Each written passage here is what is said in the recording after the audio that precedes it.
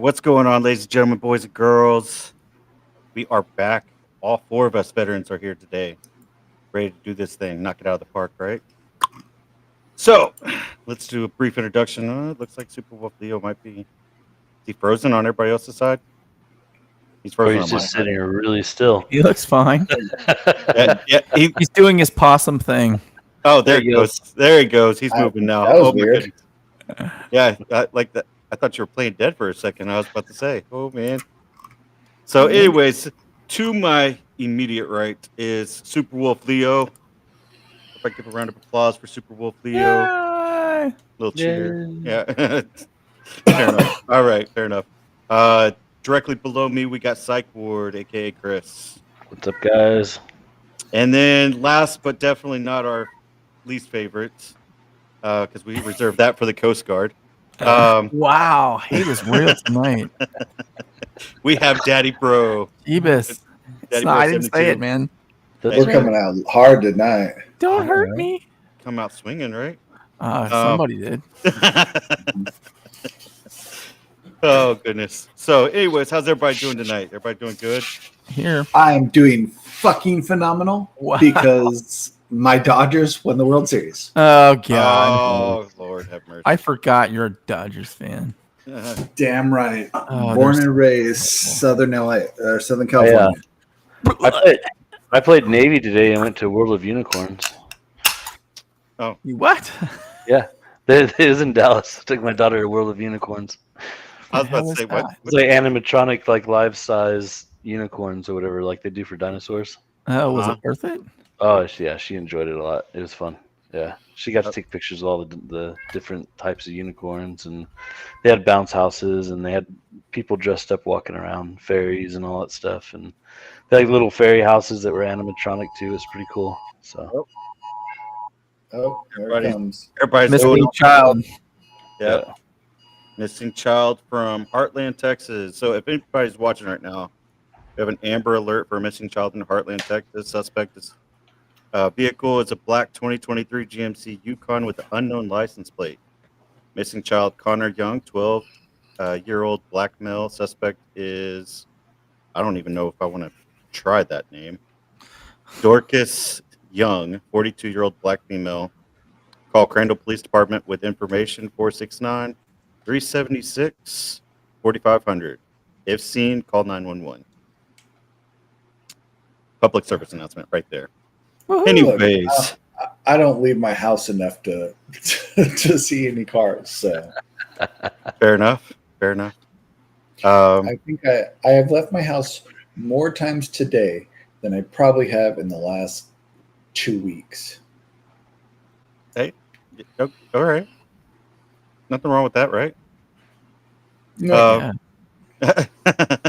So tonight, we are going to talk a little bit about some D&D, and I know Psych Ward's excited because he wants to talk about this Bastion system and the new books. they have an entire chapter in the DMG on nothing but bastions. Yeah. Then we are going to talk a little bit about everybody's perspective here. Gaming, what it means to each of us, the good, the bad that comes with it. And last but not least, the veteran's perspective of what it means to be commander-in-chief of our military. Okay? So, I'm excited. I'm ready for the hot topic for tonight. The weekly burn.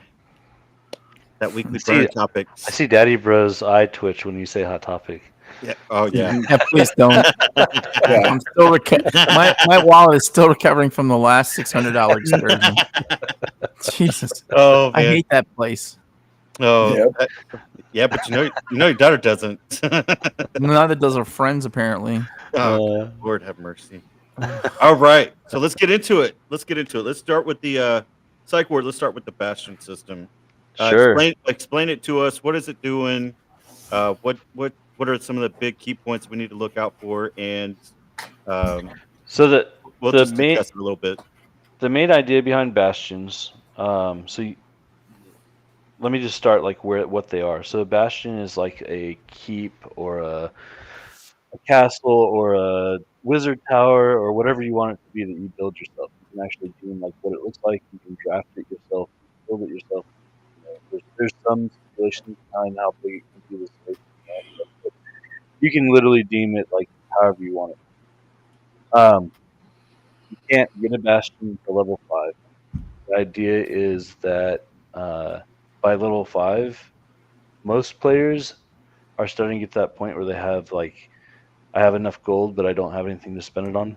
And so these bastion systems are fairly interesting. You start off with 2 basic bastions, which can be like a kitchen or like a basic facility would be a bedroom, dining room, parlor, courtyard, kitchen, storage. They don't really give you anything specific other than you can role play through them, things like that. The ones that you eventually go after, and then also sizes. You have different facility sizes and the cost of them. So when you're first building your bastion, the cramped is 500 gold pieces. Roomy would be 1,000 gold pieces, and vast would be 3,000 gold pieces. And those are set in different sizes. So it actually states in here the amount of squares. Where was that at? Here in the DMG, it actually, here it is. Cramped is 4 squares. Of course, these are all 5-foot squares. 4 squares, 16 squares is roomy, and 36 squares is vast. So then you also, at level 5, get to choose some special facilities. And that's where you start to get into whether or not you're going to get anything out of it. So these special facilities will actually have hirelings that are hired on there, and they always make enough money to pay for them. Like your bastion always makes enough money to pay for their salary and all that stuff. So they're there all the time. And you have people there to like protect your keep and all that stuff in case it gets raided. There's all sorts of stuff that's kind of in the background there. It states here in the DM's guide that you can decide kind of how your bastion comes about. So like you inherited land, or you purchased like a fixer upper, or you did some like miraculous adventure for some place and they gave you property, like whatever that is, like however you want to fold it into your story. So once you do that, you can then get these special facilities. So every 7 days, if you want to do it that way, they say you can do it monthly too, depending on how your campaign runs. But they say weekly you do a bastion turn, and so you'll actually roll to decide what your bastion is doing, whether you're there or whether you're not there. If you're not there, then they're just doing upkeep on the bastion, which is what they're told to do.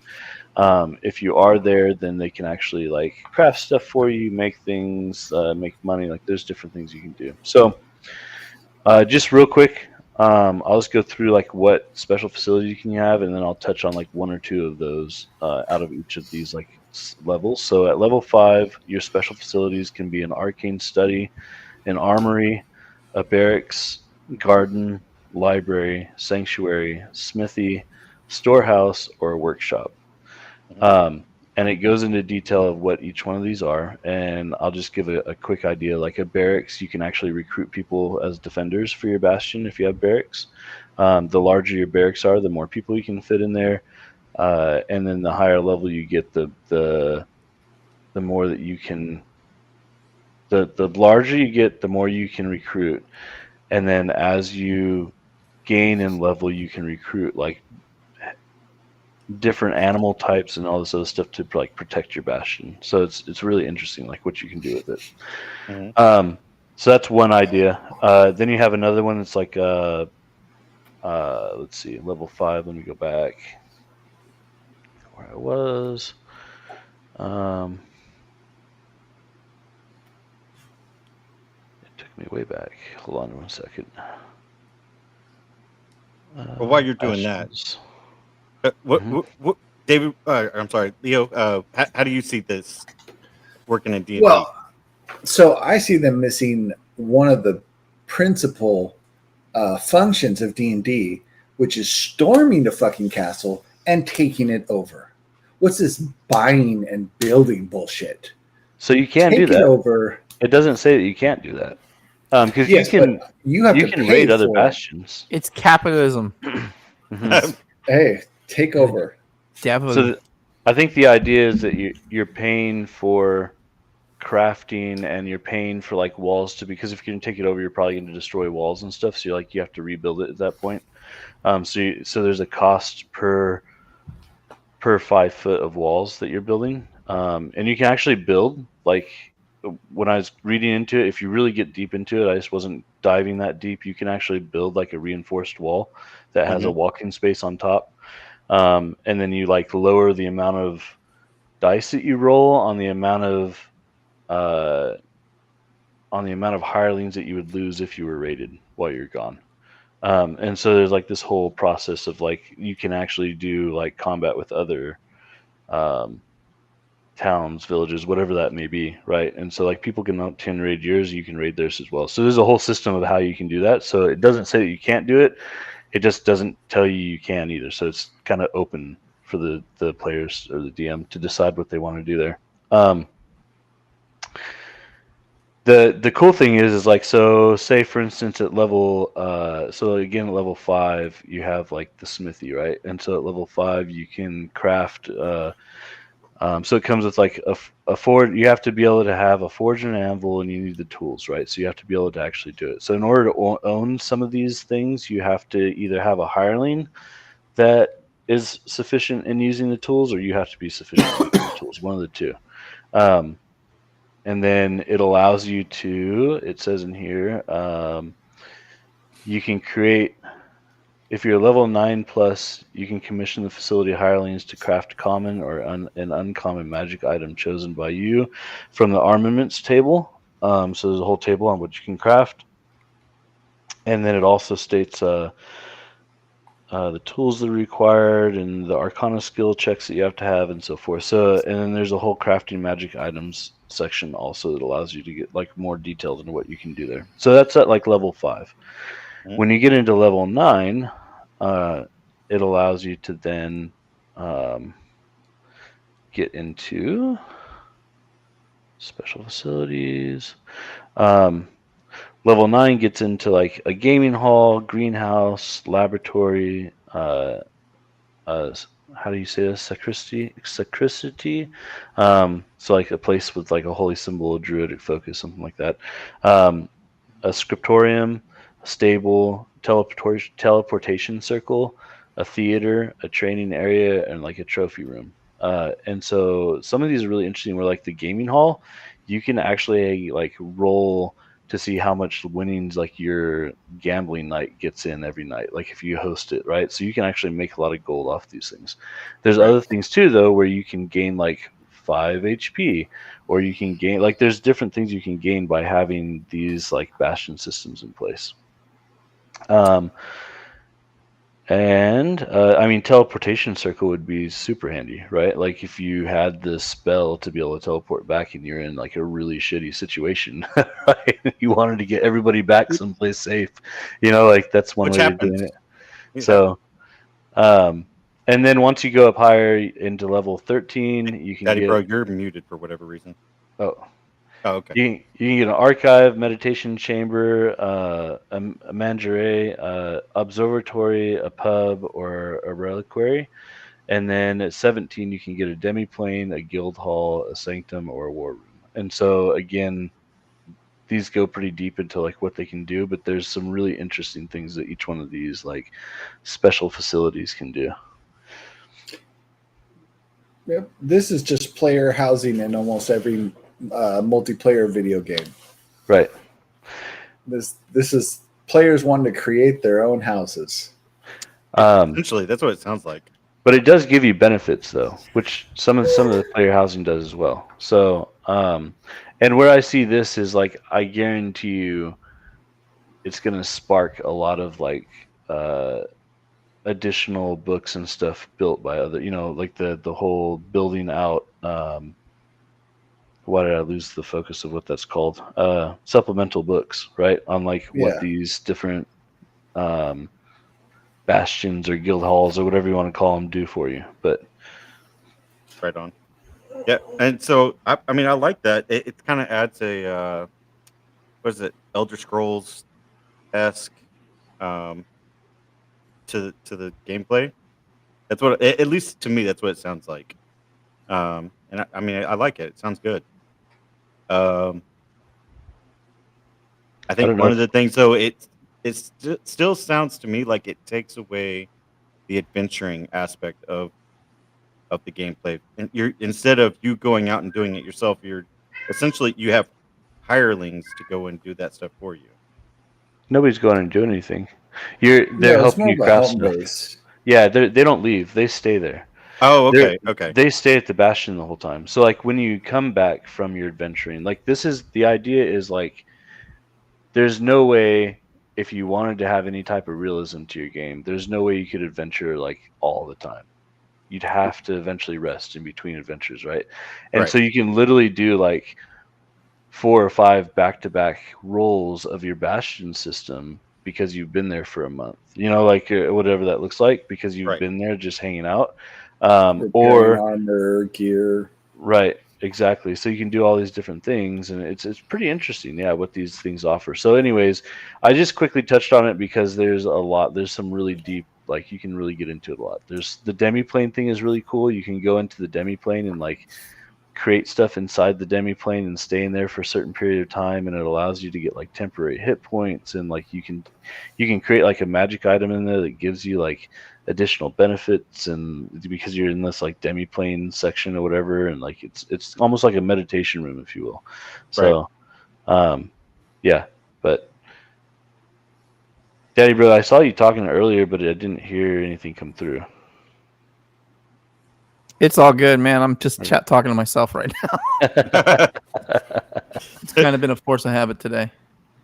Yeah, we. That's what I was saying. I saw that you had it muted, and I was like, "Uh-oh." No, it's all good. It's all good. You have some. You had something you want to put in there? Not really. I I don't know if I like this idea, to be honest with you. I get what you're trying to do with it, but I'm like, and I don't even know why I'm like that. But that's say you wanted to make like your own health pots, right? Like Right. instead of having to go out and buy like all the stuff, you can have it harvested at your bastion. Oh, that's true. Because you can actually build a garden and harvest the items there. I didn't Or think of if you're doing the actual like supplemental books that we have, and there's specific things you want to harvest to make these like wild things that take forever to go find the items or whatever, you could actually figure out, okay, where do I get this stuff? Get it once, bring it back, and then have your hirelings grow it in the garden for you. Like, Yeah. mass produce it for money, whatever. But Okay. Yeah.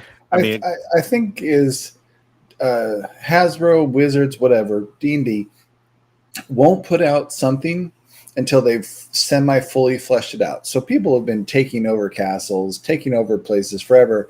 And a lot of people have been asking for or making their own kind of mini rules on this. So they finally were like, okay, let's flesh it out. Let's give you some baselines, and then you can go on your own. Mm-hmm.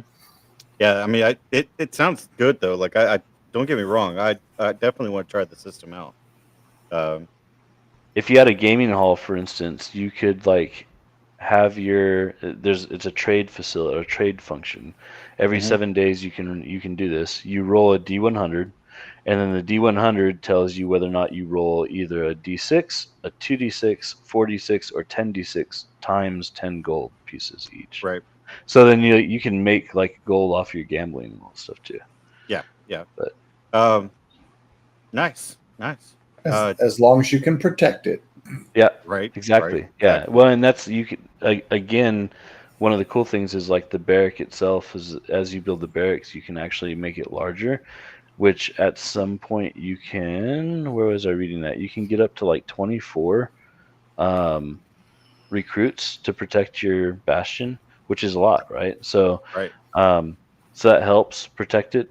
You can have an armory, which like your armory can give your recruits like shields and all these other things to help them like not get like it eliminates the amount of dice that whoever is attacking it would roll to get rid of the amount of like hirelings that you lose because of the the combat that was done against your bastion. So Right on. Spot on. Awesome. I'm excited to test it out. Let's transition over into something else that me and Daddy Bro kind of touched base on last week, which was gaming and veterans, and the good, the bad, the ugly, why it gets a bad rep, and stuff like that. Let's dedicate a little time to that real quick, and then we'll touch base on the actual weekly drip, and go from there, or the weekly burn. Sorry. So yeah, let's. I'm getting corrected over here. But yeah, let's touch base on it. So, well, let's start with Super Wolf Leo, and we'll just go clockwise around the grid.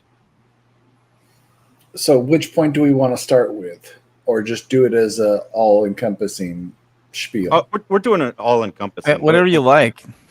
Yeah, Okay. it's not So- just D&D. July. It's not just D&D. It's everything. Yeah, any kind of gaming. But I meant gaming, good, bad, ugly, whatever. However you view it, whatever you want to say about it's fine.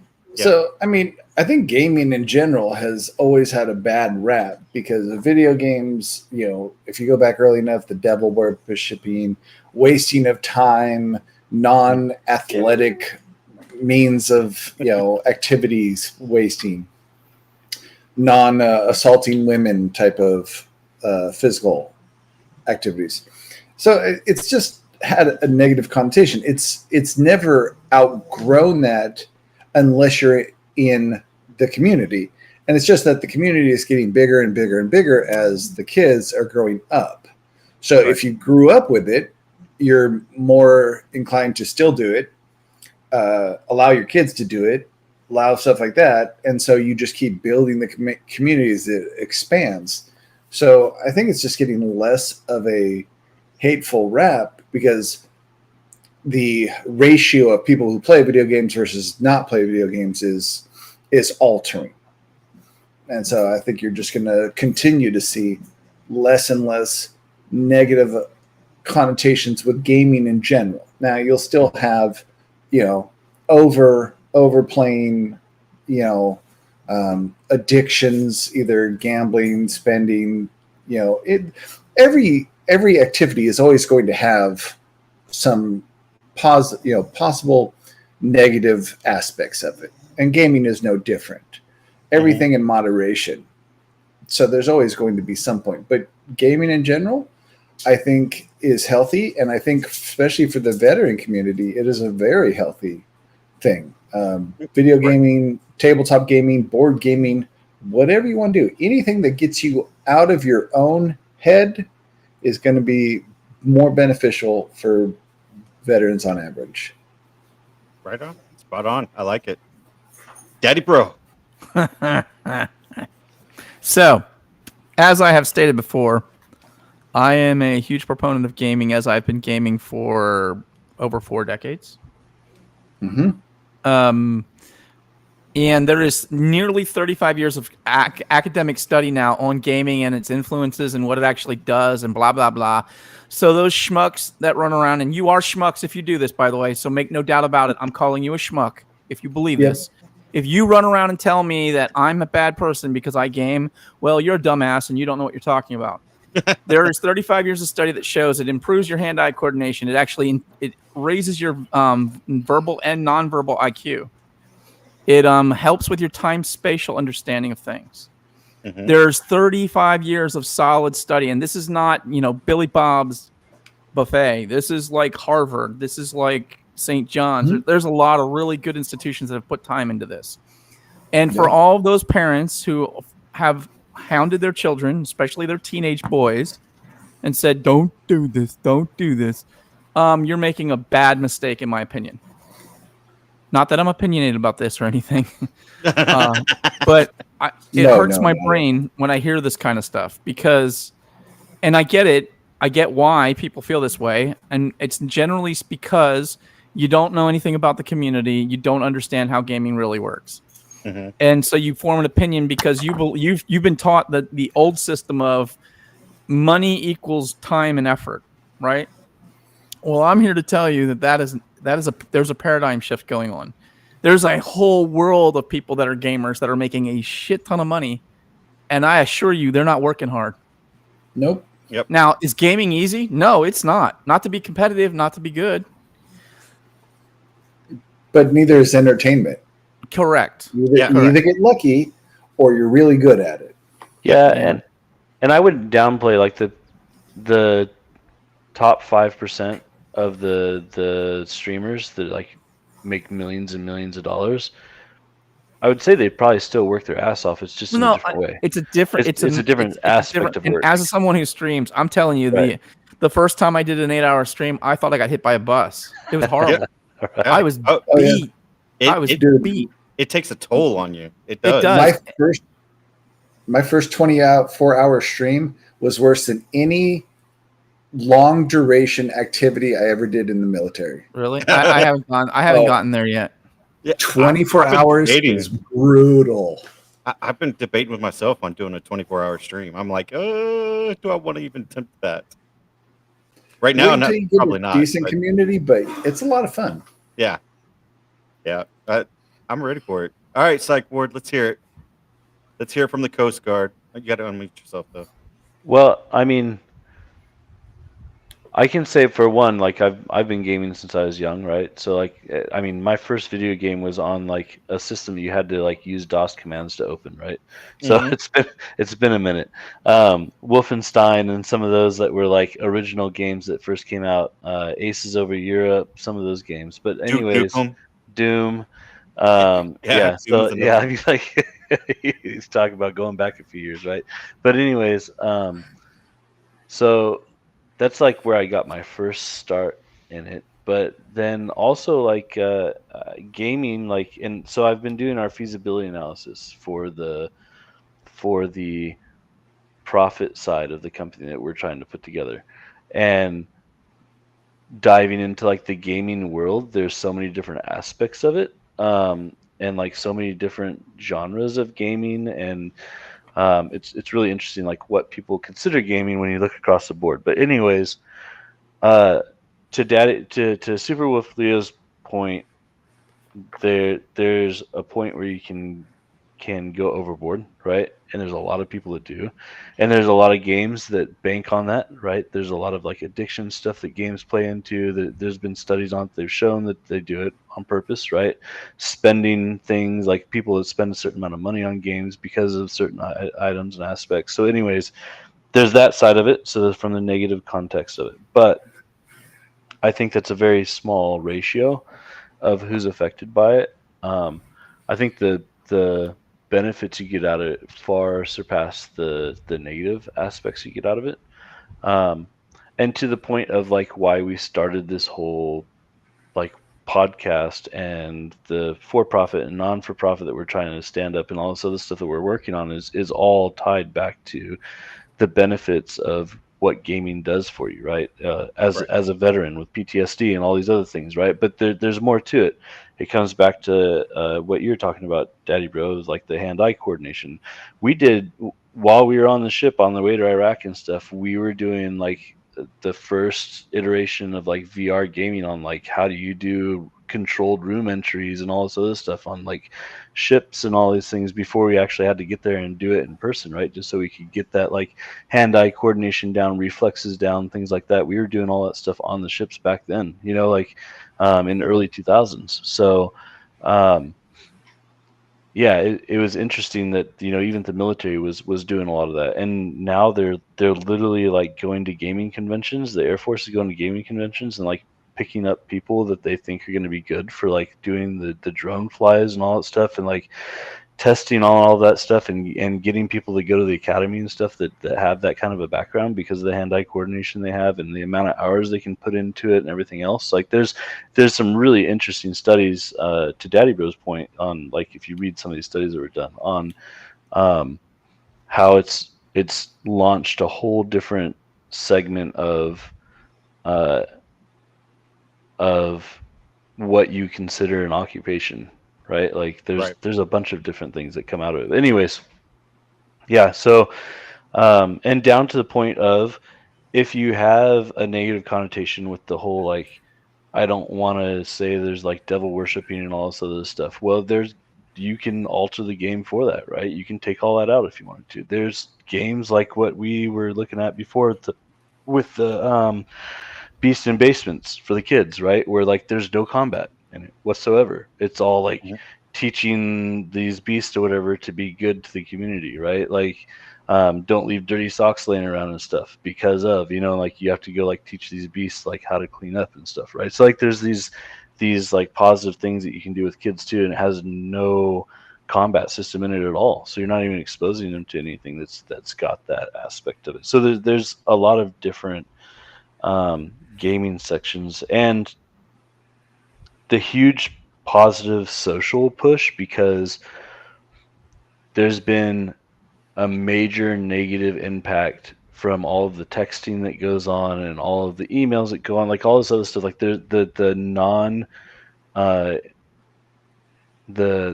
lack of in-person communication that we've lost, and how people communicate with each other, and when they have to communicate in person, how uncomfortable they are and how awkward it is now. Whereas it used to be really simple for all of us to get dropped into a new school and make friends and stuff, and like these new kids can't do that, right? Because they're not looking through a phone talking to the person through a text. So it's really interesting like how that's come across. And so the gaming aspect of it helps them open up that social side that they may not have in their normal day-to-day life as well. Well, not only that, they've lost the ability to use logic.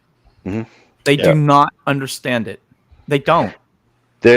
There's a fundamental flaw, and I don't blame gaming for that. I blame the education system for that, and I think it's deliberate. I think it's an intentional thing. They want you got to realize the American education system is set up to produce worker bees, factory workers. Yeah. It's from the the 17th century or 18th century model put forth by the Germans. Industrialism. It's what it's based off of. The idea is to set up a bunch of line workers. And there's a paradigm shift that's occurred. And we have not, and it's not just the United States, there's a lot of countries that haven't. We have just not adapted to this. They have not embraced it. And they're not going to either, because they don't want people to think for themselves, because that makes them a threat. The countries that are excelling in education and therefore a lot of industry or scientific research or even creation, inventing, is the ones who have adapted to those changes. Right. Mm-hmm. Right. But I would argue that the main reason the United States won't, it has very little to do with whether or not because we're a world leader regardless of what we do. It's just because we're just so big and we have so many resources. The bottom line for them is this is a control thing. Mm-hmm. Yeah. And if you think for a second that gaming is the only thing that does stuff psychologically to get you to do things, I got news for you. When Google got started by our friend Mr. Zucker, or not Google, Facebook. When Facebook got started by Zuckerdirk, I have a couple names for this douchebag, and I can say that because I've met the man. He's an asshole. That's my personal opinion from my personal meeting with the man. I was at a conference with him. And if you're hearing it, I don't care. I don't like you. You're a douche. You and Steve Jobs can both suck it. I didn't like him either. I met him. He was an ass. And I know a lot of people. Oh, he is not a good company runner. Like he is creative. Yeah, had some things, but he is horrible at being He was not a good human being. He just wasn't. No. The bottom line is, when Facebook started, in the first 20 people that they hired, 18 of them were psychologists, not even programmers. They were psychologists. Now, industrial organizational psychologists. Yeah. Why do you think that is? Oh, because they wanted to make that shit as addictive as they humanly could. Well, that was so I almost went into IO psychology as my master's program, because it goes into like the psychological reason of how you make decisions and why, and it goes across, and that comes all the way down to like, why does Coca-Cola ask for a specific placement on a specific shelf, and why do they have a specific color of red? All the colors and all that. I mean, if you think about it, the Facebook chime that they use, right? It's Pavlov's dogs all over the place. Yeah, and you know that realistically, Coca-Cola actually transformed Christmas. They changed Christmas. Coca-Cola is the whole reason that Santa Claus is Santa Claus the way that he is now. I saw a whole thing on what Coca-Cola did, and to put it on a bottle and stuff like that. That's why Christmas, because they saw that Coca-Cola was more of a summertime drink and less of a festive drink during the wintertime. And so how to actually change how people saw Coca-Cola was to psychologically change the image of it. So they had to put Santa Claus on there. They had to make it look uh, charming and stuff like that. And they changed what Christmas was all about. So Santa Claus is now associated with Coca-Cola.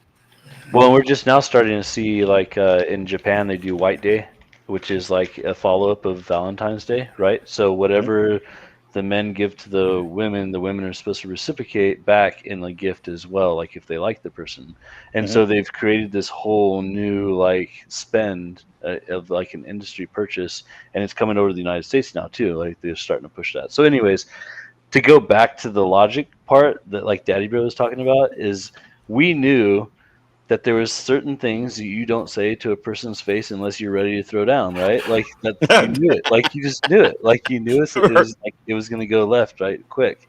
Right. And nowadays they'll go to these like rallies and stuff, and like, I can't believe the guy hit me. And it's like, well, no shit, the guy hit you because you said such and such to him. And they're so used to being behind the screen and in behind the phone and all this stuff and saying stuff, and they can't read, like they can't read how people are going to react to things, and they don't expect people to freak on them. And especially when you get other generations that are in those rallies and stuff too, right? Like that will like just pound your face as soon as you say something stupid, you know. Like it's just the way it is. But anyway, so they lose that like that ability to even understand like how to come across to somebody and how to read like the body language. That's another part of like the communication they've lost, is like understanding how to read body language. Like when you're speaking to somebody, the facial features and like all the stuff that they're doing while you're talking to them, like what does that mean, you know? And like how do you change your discussion? How do you even in business, right? If you're discussing business and you're watching like the interaction or like the body language cues of like, okay, this person's not like digging what I'm saying right now, or they're not getting it, or they're liking it, or whatever it is, then it prompts you to go on to the next stage of however you want to hold that communication, that discussion. And they just don't know how to do that anymore. And it's actually something that I was being hired as a consultant to do with the small business community, with these people that were like brand new. There was a whole wedding cake company I worked for that was like, they were a younger generation and they had no idea how to interact with specific customers and stuff, you know, and like it was really interesting. But yeah. Well, do you want to know one of the things that the education has done to hinder that as well? There's no speech class. There's no debate class. There's like, they don't even give debate teams or options in most schools unless you're a higher costed, you know, higher revenue school. They don't have those things. Yeah, because I had a debate team at my school. I was actually I was part of the debate team. So my daughter's first speech class ever was in college. Dual credit college classes, because they don't teach it. They don't require it. They don't even teach it in most high schools now, much less require it. And you're losing all of those things as well, because education is losing money for most things. So they don't have the money to bring in a speech teacher or somebody who can teach some of those things. You know, we barely have enough teachers to cover 2 + 2 and CAT. You know. Well, let's be fair here. Part of this, and I agree with what you're saying, part of this is, again, coming back to, they don't want free thinkers. Well, true. Because that is a threat. That is a direct threat to their power base. And if you're able to articulate well and think for yourself, boy, Dandy, you are a threat to the powers that be. And I don't care what side of the aisle you're on. It doesn't matter to me. Yeah. And to me, this is, I did forensic debate at the University of Pittsburgh for 4 years. I've made people cry in those events, literally break down and cry, because they just did not know how to deal with the fact that I was going to bash them. And it's along the same lines of people saying things like, "Oh, words are violence." No, I'll show you violence. Yeah, there's a Mhm. difference. You think my words are violent? Let me get my hands on you. Well, and that's I'll where that, introduce you to that Krav whole Maga. And we'll do a little, right. snuggle struggle. and that goes. I mean, obviously, this is a much deeper topic, but like Yeah. that gets into the whole like social economic divide too. Of like for instance, like we're lucky enough now that my kids can go to private school, and Yeah. they're being taught completely different than Oh, any yeah. of the public school system. Like Mhm. But even those are in even those have been, kindergarten. you got to be careful with that stuff too, because there's a lot of bad ones. Trust me. Well, in Yeah. kindergarten, like they're already doing like addition and subtraction that they would be doing like third grade in public schools. Right. And that's just the norm. And they already have like speech classes that you're talking about. Like they have all this stuff already like built in. Like they literally have to like move desks just to interact with other students in their class and all that stuff. It's a whole different system, right? It's a whole different Right. setup. But yeah, the public school system just doesn't have that, and it shows. And again, that goes back to that social economic divide that you see. So Yep. But we kind of like tail spun into something completely off topic, but it's a good topic to talk about. But so here's my 2 cents on gaming. Can you do too much of it? Absolutely. Moderation is key. That's number one. Number two, if you're going to be a gamer, keep your family in mind first. All right, because and Daddy Bro, I see that you're disagreeing with me. Here's what I'm saying though. If moderation is key, your family should still come first. Your gaming shouldn't come first. Your family should still come first. Fuck them kids. Yeah. So with that being said, I have PTSD. I have found that is the greatest therapy for myself. Gaming keeps my mind focused on something completely off of the thoughts that just constantly the real play. That's what I'm going to call it. It keeps my mind off of the real play. And if you don't know what real play is, back in the day before they had digital projectors and stuff like that. Your movies came on a movie reel. That's what a movie. That's the real play. So it keeps your mind from, spiraling into that real play. So there was times it got dark for me. Like I won't lie, it got dark, and I turned to gaming hardcore in those times. It's just something that keeps me from going into that. So gaming does have its benefits, but so does this is actually something that will kind of tie into what you guys were talking about. Talking to somebody that you love about it. Talking to somebody that wants to listen and hear you out. You have to be able to find that one individual or group of individuals that will stop and listen. That's very important. Like I think that is very important. And sometimes you believe it or not, in the gaming community, that is where you're going to find it. You may not even realize it. So, Daddy Bro, I see you're eager to jump on that. All right, so I'm with you on a lot of what you're saying here. The number one factor I think, especially vets need to understand, is it's kind of like it's not exactly like the brotherhood of the military, right? It's a different kind of brotherhood, but what it comes down to is we're all geeks. We all are. Anyone who's a gamer you think a certain way. You have a pattern of thought that others are going in this community are going to understand, and they're going to respect that. Now, that's not the case in all gaming communities. And I'm looking at you, Fortnite. I hate you with a burning passion of 1,000 suns. It is, in my opinion, and I'm someone who baited that game. It is a trash game with trash people. They're toxic people, and it's because they hide behind the anonymity. You can talk smack and not get your face knocked off. And the same thing with Call of Duty. It's any shooter looter gets like this, unfortunately. And it's because, let's look at the average age. Okay, you're talking anywhere from 12 to 15-year-old male guys, right? Boys, who generally are incels, generally speaking. They're not people who are going to go out and do a lot of things. They're kind of isolated usually, and they're very, very aggressive, and they have no vent for that aggressiveness. And many of them, frankly, they're not warriors. They're not people who are going to be playing sports. They're not football players. They're not built for fighting. So this is their way of striking out against the world. And the problem I have with this is you create this false dichotomy where they believe that what they're doing, that it's righteous, and I can say what I want to say. Sure, you say it to my face, I'm going to knock your face right off your shoulders for you. I mean, that's the mentality that people like me and you and I think others have. Now, right. I'm not going to say, you shouldn't be like that. We shouldn't. We should not be aggressive like that. But we've been trained to be aggressive. Right. Right. Exactly.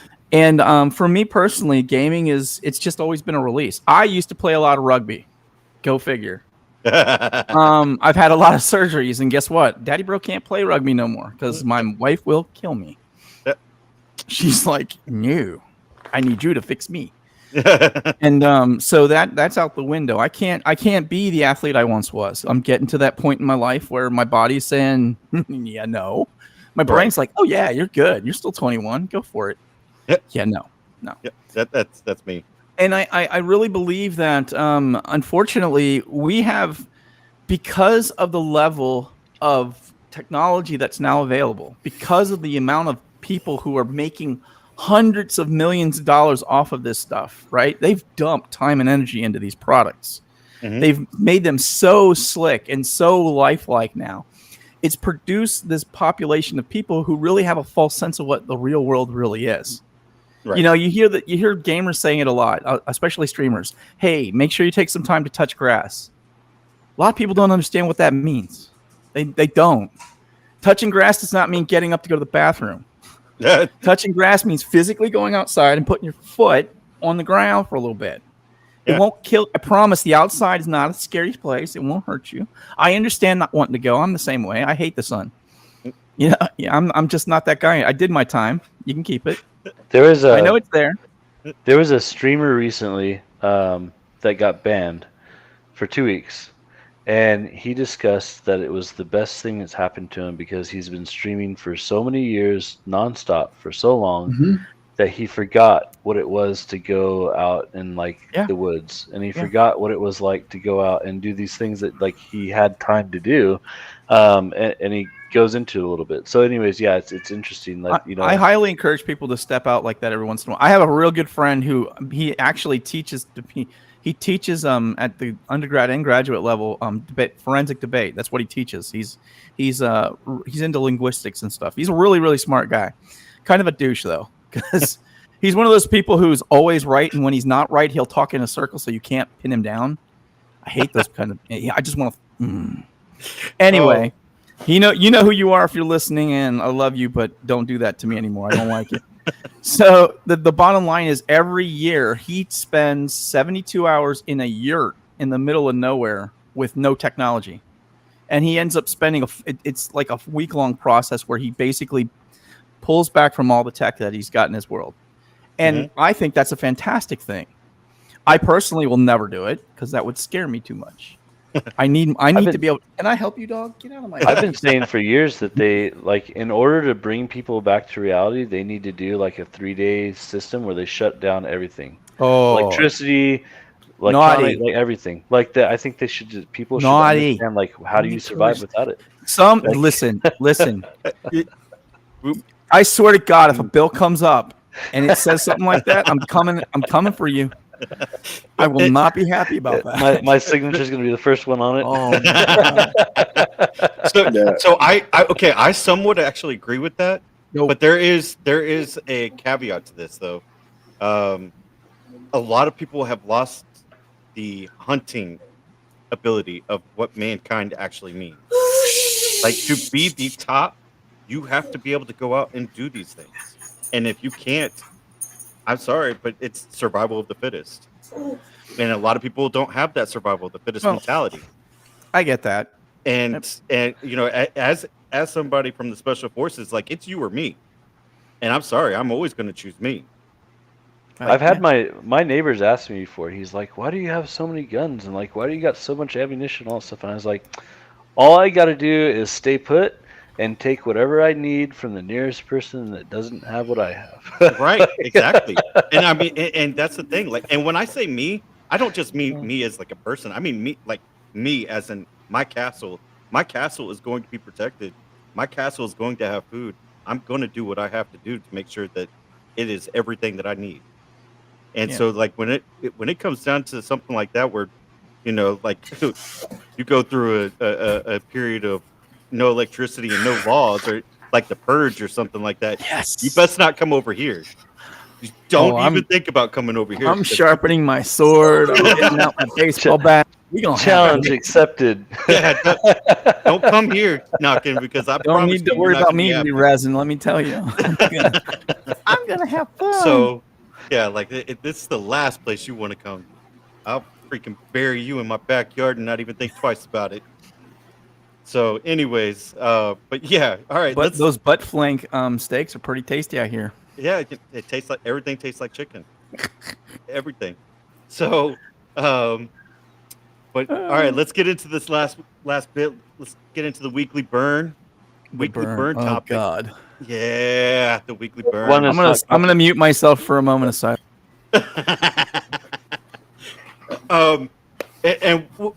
Okay, before we get into the weekly burn though, oh good lord, this camera. There we go. Thank you. You're supposed to autofocus. So, it might just be too dark around me. I don't know. Damn gamer. It's a gamer thing. That's what that is. Yeah, something like that. So, before we get into this is something I wanted to bring up to you guys because I think this is something I might start doing for this stream as well. Is how do you guys feel about taking like a moment of silence for like lost veterans that are in our community? Hey, you can do that. That's fine. Okay, yeah, because it won't happen tonight. I'll whenever something like that does come up, though, we'll discuss it beforehand. But all right, the weekly burn for this week, and the least controversial. Completely. We've had zero controversy so far tonight. What are you talking about? Yeah. So let's talk about what it means to be the commander in chief from a veteran's perspective. We are going out to vote. It's voting season. All right. It's that time of the year, or that time of the 4 years. It is time to get down and dirty about this. Wait, hold on. Wait, hold on. Go back. I'm out. We don't only vote every 4 years. You know that, right? No. I understand that, but we're talking about commander in chief. Commander in chief. You said it's vote. 4 years. You said vote. No. 4 years. No. No, we vote more than every 4 years. No, I'm talking about commander in chief. Vote for the I'm commander in talking about chief. commander in chief. I'm talking about commander in chief. Commander in chief. Oh, puppy cam. Puppy cam. I don't know what her problem is tonight. It's okay, buddy. She just wants to be famous. She knows that I have stress in my world. That's what. Yeah. So talking about stuff to get my right. Every 4 years we have to vote on commander in chief. Okay. From a veteran's perspective, that's what I want to talk about tonight. Okay. Let's dive into it. Let's go counterclockwise. Psych board. Let's hear it.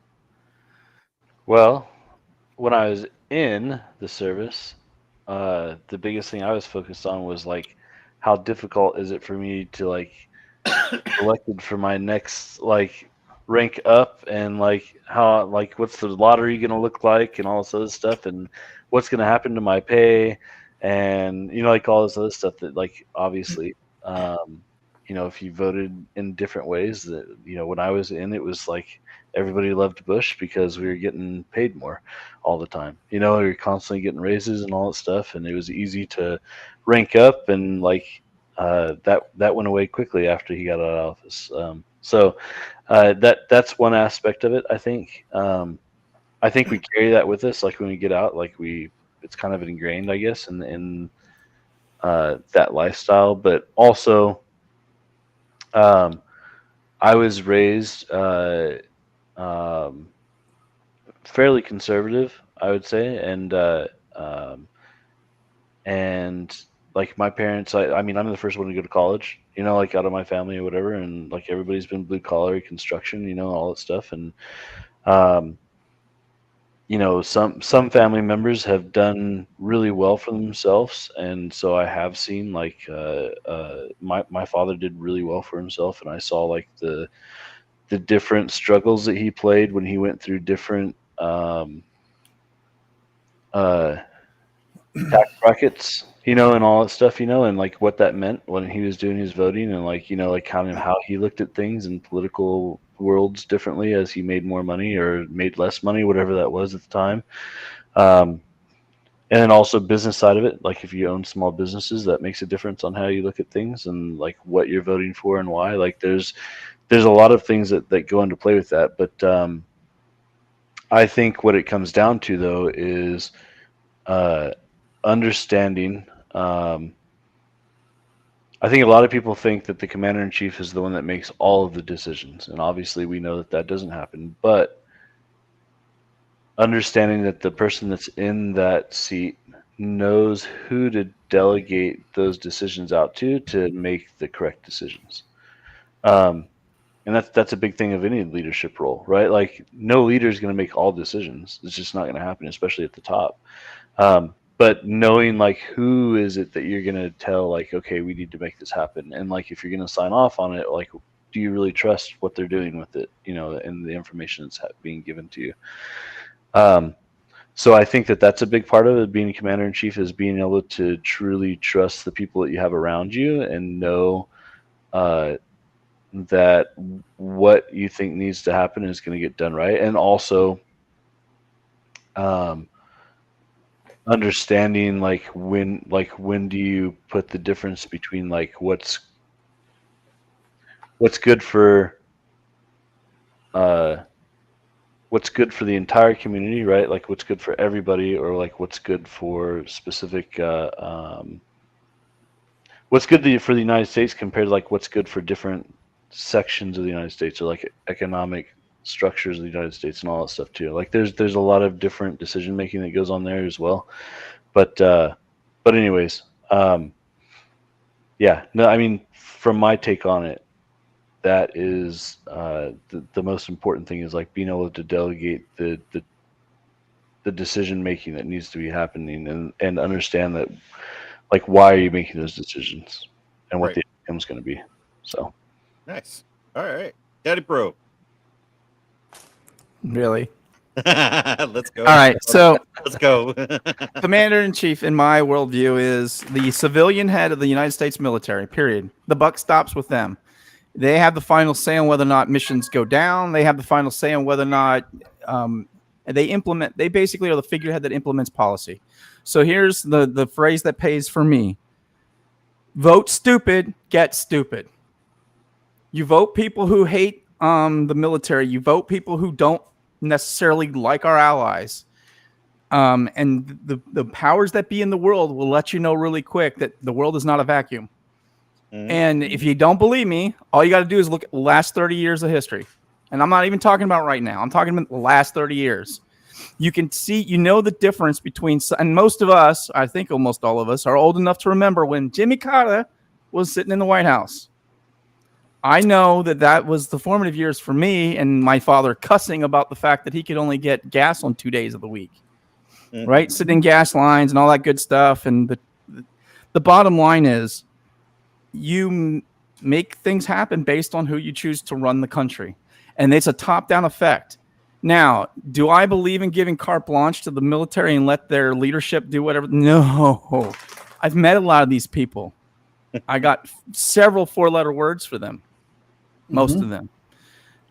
Because everything is not a nail, and they all are big hammers. That's the problem. And I don't care what branch you're talking about. Even the Coast Guard has these people.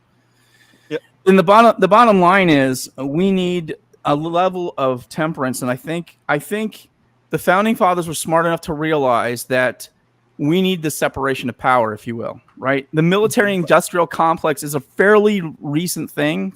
I would say since Eisenhower, end of World War II, when he started talking about how this is a real threat, and people kind of laughed it off and said, "Oh, you're funny, old man. Just go to bed." He's not wrong. What he said was not incorrect. If you don't know what I'm talking about, look up Eisenhower's speech about the industrial military complex. He talks about how it's encroaching on the way our world works. And it has, there's this thing called the skunk works. There's this thing, you got Blackwater. There's hundreds of these little groups and agencies that are clingers on to the society that we have now, this military complex that runs the show, so to speak. We spend a redunculous amount on military programs. Do we have to do that? That's debatable sometimes.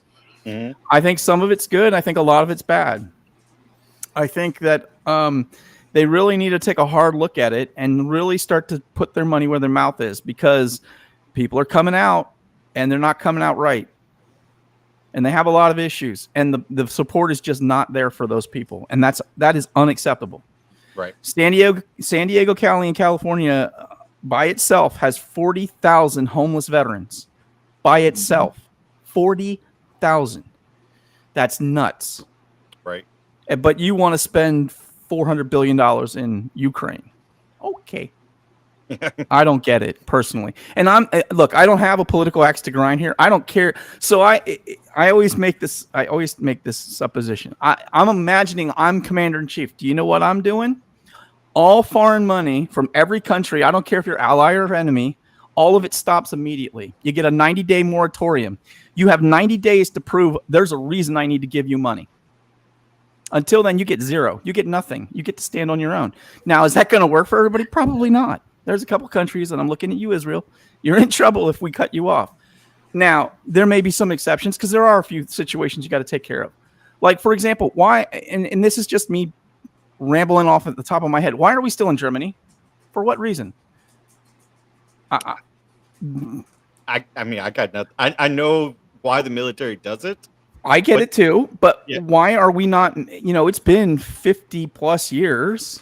I think it's safe to say that the Germans, despite their history, they've learned enough to know that it's probably a bad idea to start getting hokey. Look, Japan's another one, right? There's another great one, for example. But at least the Japanese have made the effort and produced a decent navy, right? Whereas the Germans have nothing. They have zero. Right. They've put all their money into building fantastic engineers. Mm-hmm. And that's why they kick the crap out of us, because they spend their GDP where it counts. Why can't we? Why? And again, and a lot of people got real, and I'm going to use Trump here as an example, because a lot of people got steamed at him because he had the audacity to go to NATO and say, look, maybe you douchebags should pay your share for a change. Yep. There's a concept. Pay your dues. Oh, they didn't like that one little bit. And people said, well, you're making us look back. No. He's right. He's absolutely right. How many times do we have to bail the French out? Just asking. I like watching them squirm when they talk about taking away taxation and going back to tariffs only. Yes. Yeah. And they lose their mind. They go crazy. And they're not the only one. And look, and I get it. We're in a geopolitical situation that's completely unique and new now. It's not like it was. This is not your grandfather's military, industrial complex. This is a whole brand new world. The bottom line is, the civilian leadership that you put in place, it matters. Now, the military end of it is going to tell you it doesn't, that they're going to do whatever they damn well please, and they're just going to have to deal. I got news for you, Pumpkin. You get the right civilian in there, you can shut that stuff down with a quickness. I personally believe, I don't understand. Here's a good one for you, and I'm coming just straight out, and Navy people are going to hate me, and I don't care. Why is it that we have more admirals than we have ships? For what freaking purpose? Why do you pull a paycheck? Do you know how much an 06 or 07 makes? It's a stupid amount of money. Yeah. Now, it's ridiculous. Are they important? Maybe. I would argue no, with very few exceptions, right? And I don't care what branch you talk about there. So what ends up happening is when they talk about closing down the government, oh my God, military workers, they're not going to get paid. So it's the blue shirts, for us, it's the enlisted guys. They hammer them right away. They always take the brunt of this BS. Mm-hmm. I would probably put an edict in there that says the first thing that's going to get cut is all the management. Anyone that's 03 and above, 50% across the board, we're not furloughing you, we're firing you, we're ending your career. Bye-bye, see you. and then we'll see who's real serious about this. Because frankly, it's been my experience, and I only served a little over 6 years. I got hurt. I got retired, medically retired. Okay. I wanted to stay. I was going to be a lifer. From the moment I signed up, I wanted to be a lifer. It is my considered opinion that the ones that stick around, the ones that stick it out, they fail up. That's the true in the Navy. I don't know about other branches. I know about the Navy. And the ones they're smart enough to know that they're not smart enough to make it in the real world. So they stay in the military world. And then they get contacts and they build those relationships with these third-party vendors, and they go out and they make their bag. That's what happened, especially in the tech world. And it's wrong. There needs to be a reckoning, because I get it. We have a lot of money and we have a lot of resources, but have you seen the deficit lately? We gotta stop this nonsense. And this is don't get it wrong. I am not opposed to spending money where it's needed, right? I think the frontline troops, they should get everything they flipping need, because they are the tip of the spear. They're actually doing the combat. They're the ones that are in the field, sucking it up, doing what they got to do. They got to be properly trained. And that is expensive. But there's a balance you got to find. And they don't even try to find a balance usually. And they're just chucking money. Yeah. Have you ever been in charge of purchasing during the fiscal year? Oh, yeah. Yeah, I talked about this before, where I'll give you a good example. I was in Bahrain, and my commanding officer, she said, take this desk out of here. I want a new desk. And it was 2 days before the end of the term. I said, excuse me? She said, we need to replace this desk. And I'm like, I don't understand that. Why? And she's like, because we have this amount of budget, and if I don't spend it, I lose that money. Well, that's wasteful. Why are you doing that? And I reported her. I didn't care. I had 4 days till I was retired. She did not like me. And I this is the kind of nonsense that has to be stopped. It really has to be stopped. What is this? Bring your pet to work day?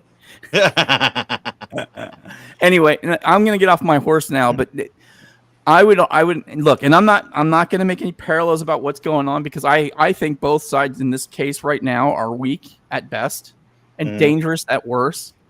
What I will say this though, if you run around and you call someone a fascist or the N-word or whatever other crazy epitaph from the early 20th century you want to use, first off, you've already lost the argument. And secondly, you don't know what those words mean, because neither side is a fascist. Neither side is the N-word, okay? And you know which N-word I'm talking about, I would assume. Yeah. The goose stepping kind from Germany. And no one is doing that. That does not exist in our government. And you may think that they are.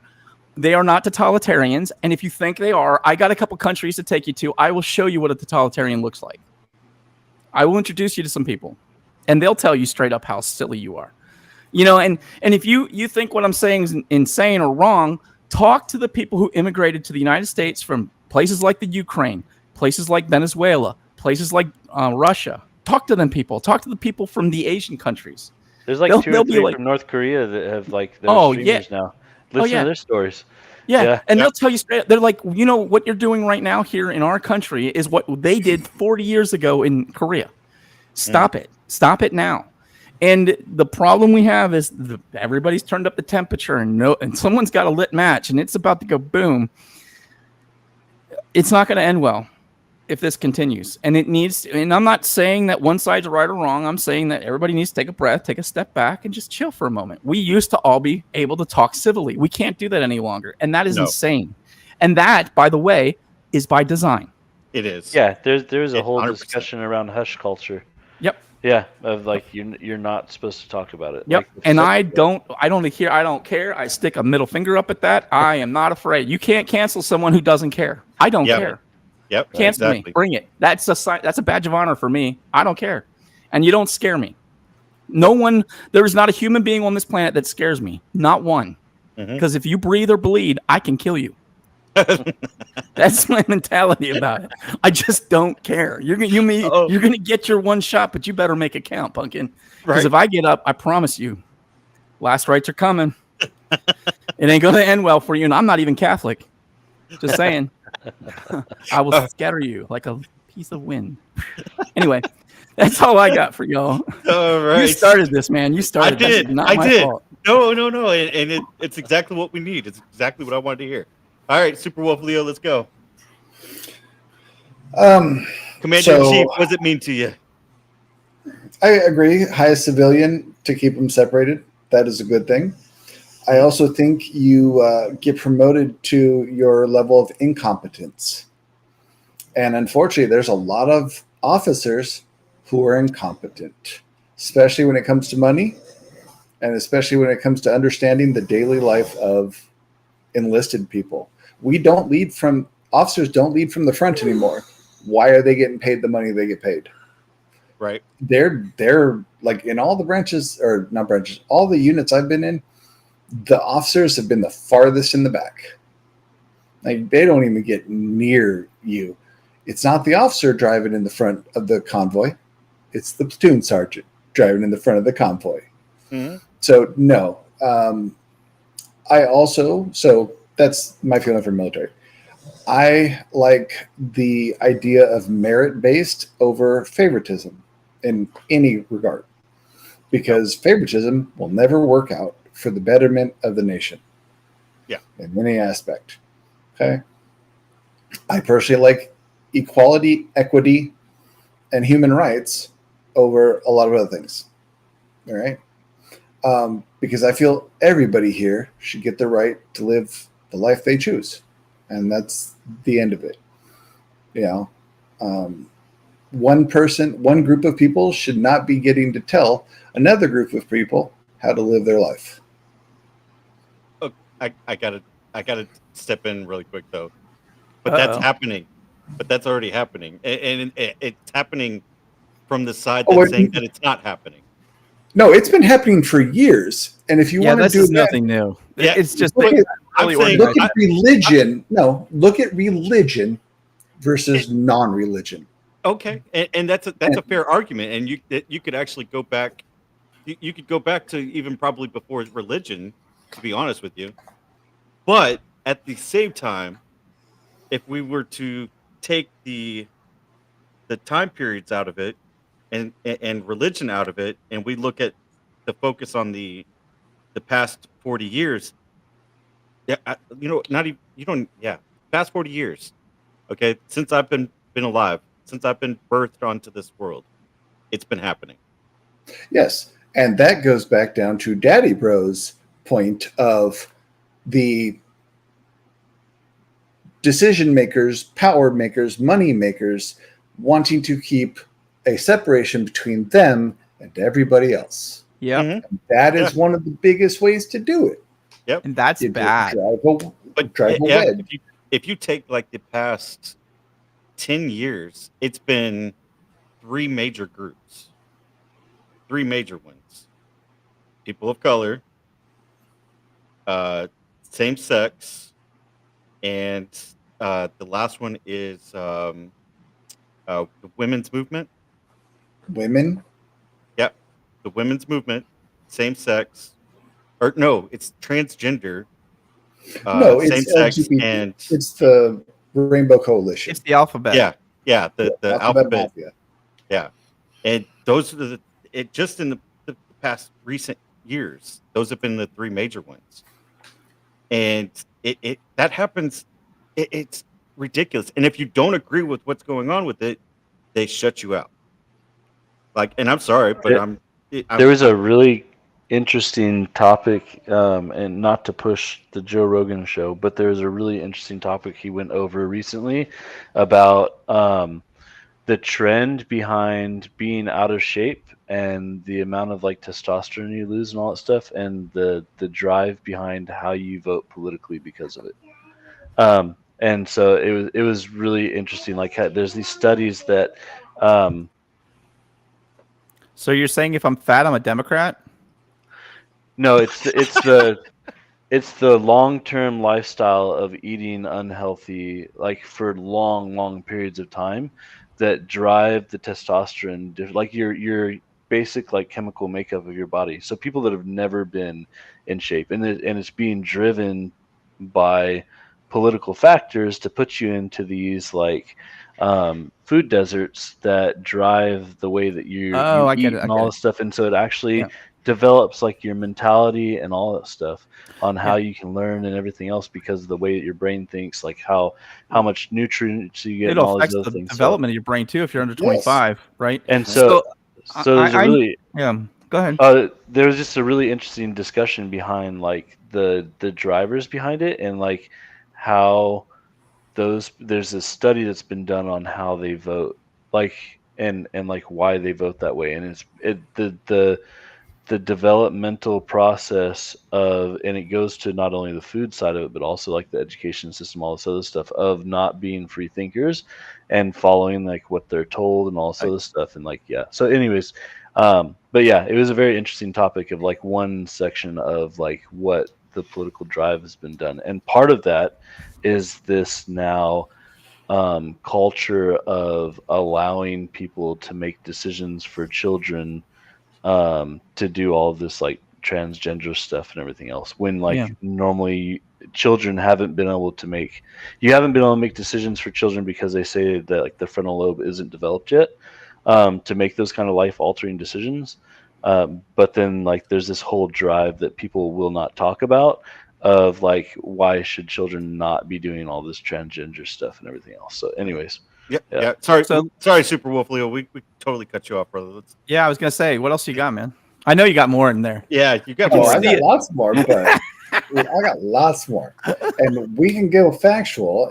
But honestly, it comes down to the big divide of money versus non-money. Because if you look in most of the food deserts, they're in the poor areas because they can't afford to go get to the food. Right. So a lot of those things all come down to money, income, wealth, and generational wealth is huge. Yep. And we can look at the legal policies that the lawmakers have put in to hold down a lot of other groups. We'll say is that. And you can't fight me on this because I've done training and education and studying on those facts. Oh, I'm with you. And trust me. I think we might disagree on who's actually in charge at the time. That's the problem. Yeah. The people in power don't want to lose power, which we know this isn't a new thing. Yep. So but unfortunately, this country isn't all one group anymore. And well, never changing for a while. No, it really hasn't. I would argue it's never been though. This see, I think this is a false dichotomy that we get into a lot. So but we've still had the people in power be mostly money people. I'm not even talking skin color or group. No, I get it. It's money people. Right. So, but I understand what you're saying. But I think a lot of what's going on has been driven by policy that's been poor for decades. And it's not it's not about the administration in power. It's about who is really pulling the strings ultimately. Right. Like if you look at the civil rights movement, right? When the Civil Rights Act came out, that was signed by Lyndon Johnson. The only reason it passed is because the Republicans signed off on it. The Democrats tried to stop it. Nobody knows that. You're not taught that in school either. And if you think I'm wrong, look up the voting log. It's right there. It's in plain black and white. The Dixiecrats and the Dems fought it. They didn't want it because they saw it as a threat to their power base. And the Republicans are like, what's wrong with you people? Well, no. But let's also put in understanding that the political parties have switched sides over the spectrums. See, I don't buy that. Southern Democrats were for slavery. Right. I mean, that's the group originally. Right. They're not for that anymore. There have been changes for everything. So you can't even go too far back because the same group is not the that's same on group how you that's on how you do you want to yes, and there are all what slavery is right anymore, like because there's a different form of slavery that happens now. Right. Yeah, now it's jail. Yeah.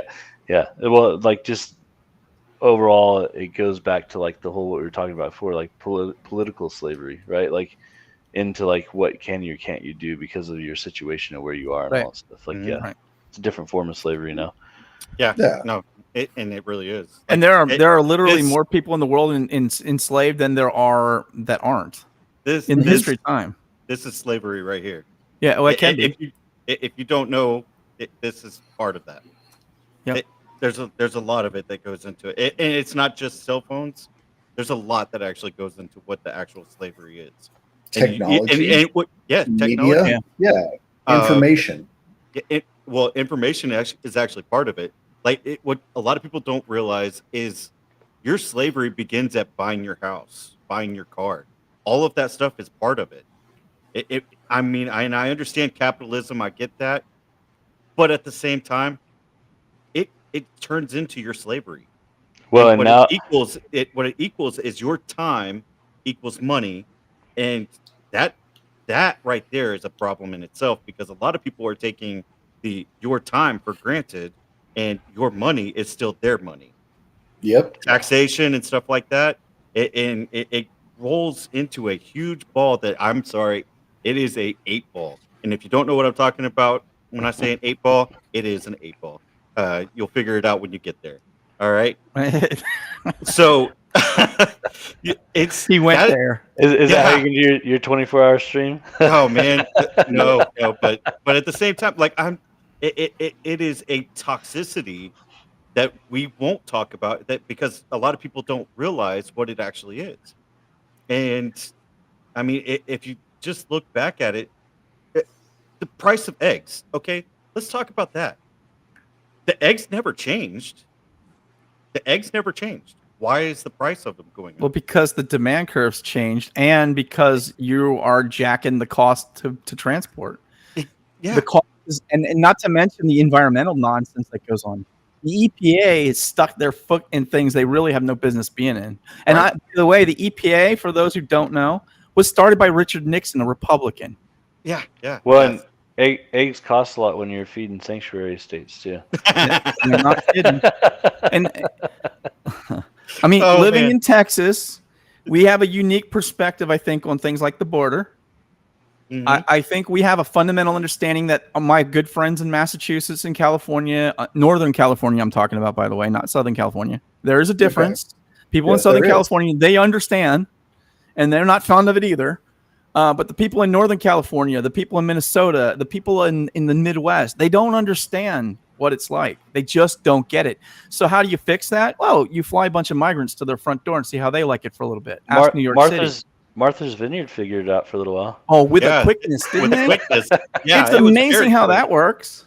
Yeah. So You see, it's all good. Look, and I get it. I understand people want to be compassionate and they want to do the right thing. Well, let me tell you something. There is not a country in the history of the world that you can name to me that's a superpower that does not have borders. There's not one. We have a right to defend ourselves. We have a right to set our limits in terms of who we let in and who we. Do you realize up until 100 years ago, we didn't let anybody into the country for the most part. They literally closed the border for almost 100 years. Why? They couldn't handle the people. They Look couldn't at the handle the influx downfall of like the Roman, the Yes. whole Roman situation. Well, you could There's argue part of that. it. There's some of it. Yeah. It could also be the fact that people like Caligula were friggin' maniacs, and Right. But You know, part of you- that too, you though, had- was you the had fact poor that they started leadership to let a lot of and- people in and all that stuff. yeah, and Yeah. it's like anything else. You have to understand, and you can't. You got to frame it in a way that makes sense. And I understand people's contempt for the past. I get it. But when you try to whitewash it, when you try to make it go away, or when you try to rationalize it using a lens that's current, you're making a huge mistake. right. You don't understand what it was like to live in the 1770s and 1760s unless you've read firsthand accounts of it. You don't understand. The mentality was different. Is it a right or wrong thing? No, it's an absolutely not right or wrong thing. But the reality is where it was. And it was a bunch, by the way, for everybody who complains about how slavery is evil and blah, blah, blah. There is not a single culture in the history of the world that did not have slavery. That includes the Indians, by the way. They Yep, did it too. Natives did it. We would There's take not a Every single... country has done it at some Right. point. But why Well, is it that the United States is the only demon in the world? Why are we the Yeah. bad guys?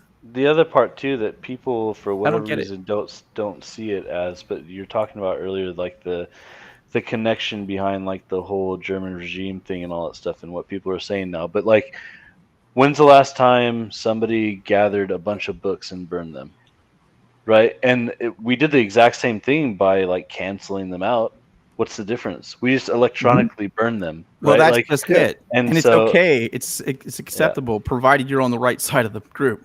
Right. And Because so it's the exact same. My personal favorite. This is my personal favorite group, the anti-fascists. Well, first off, you don't know what a fascist is, dumbass. And I'll say that to your face. I'm not afraid of you hiding behind your little black mask. Come punk into my house. We'll have a chat.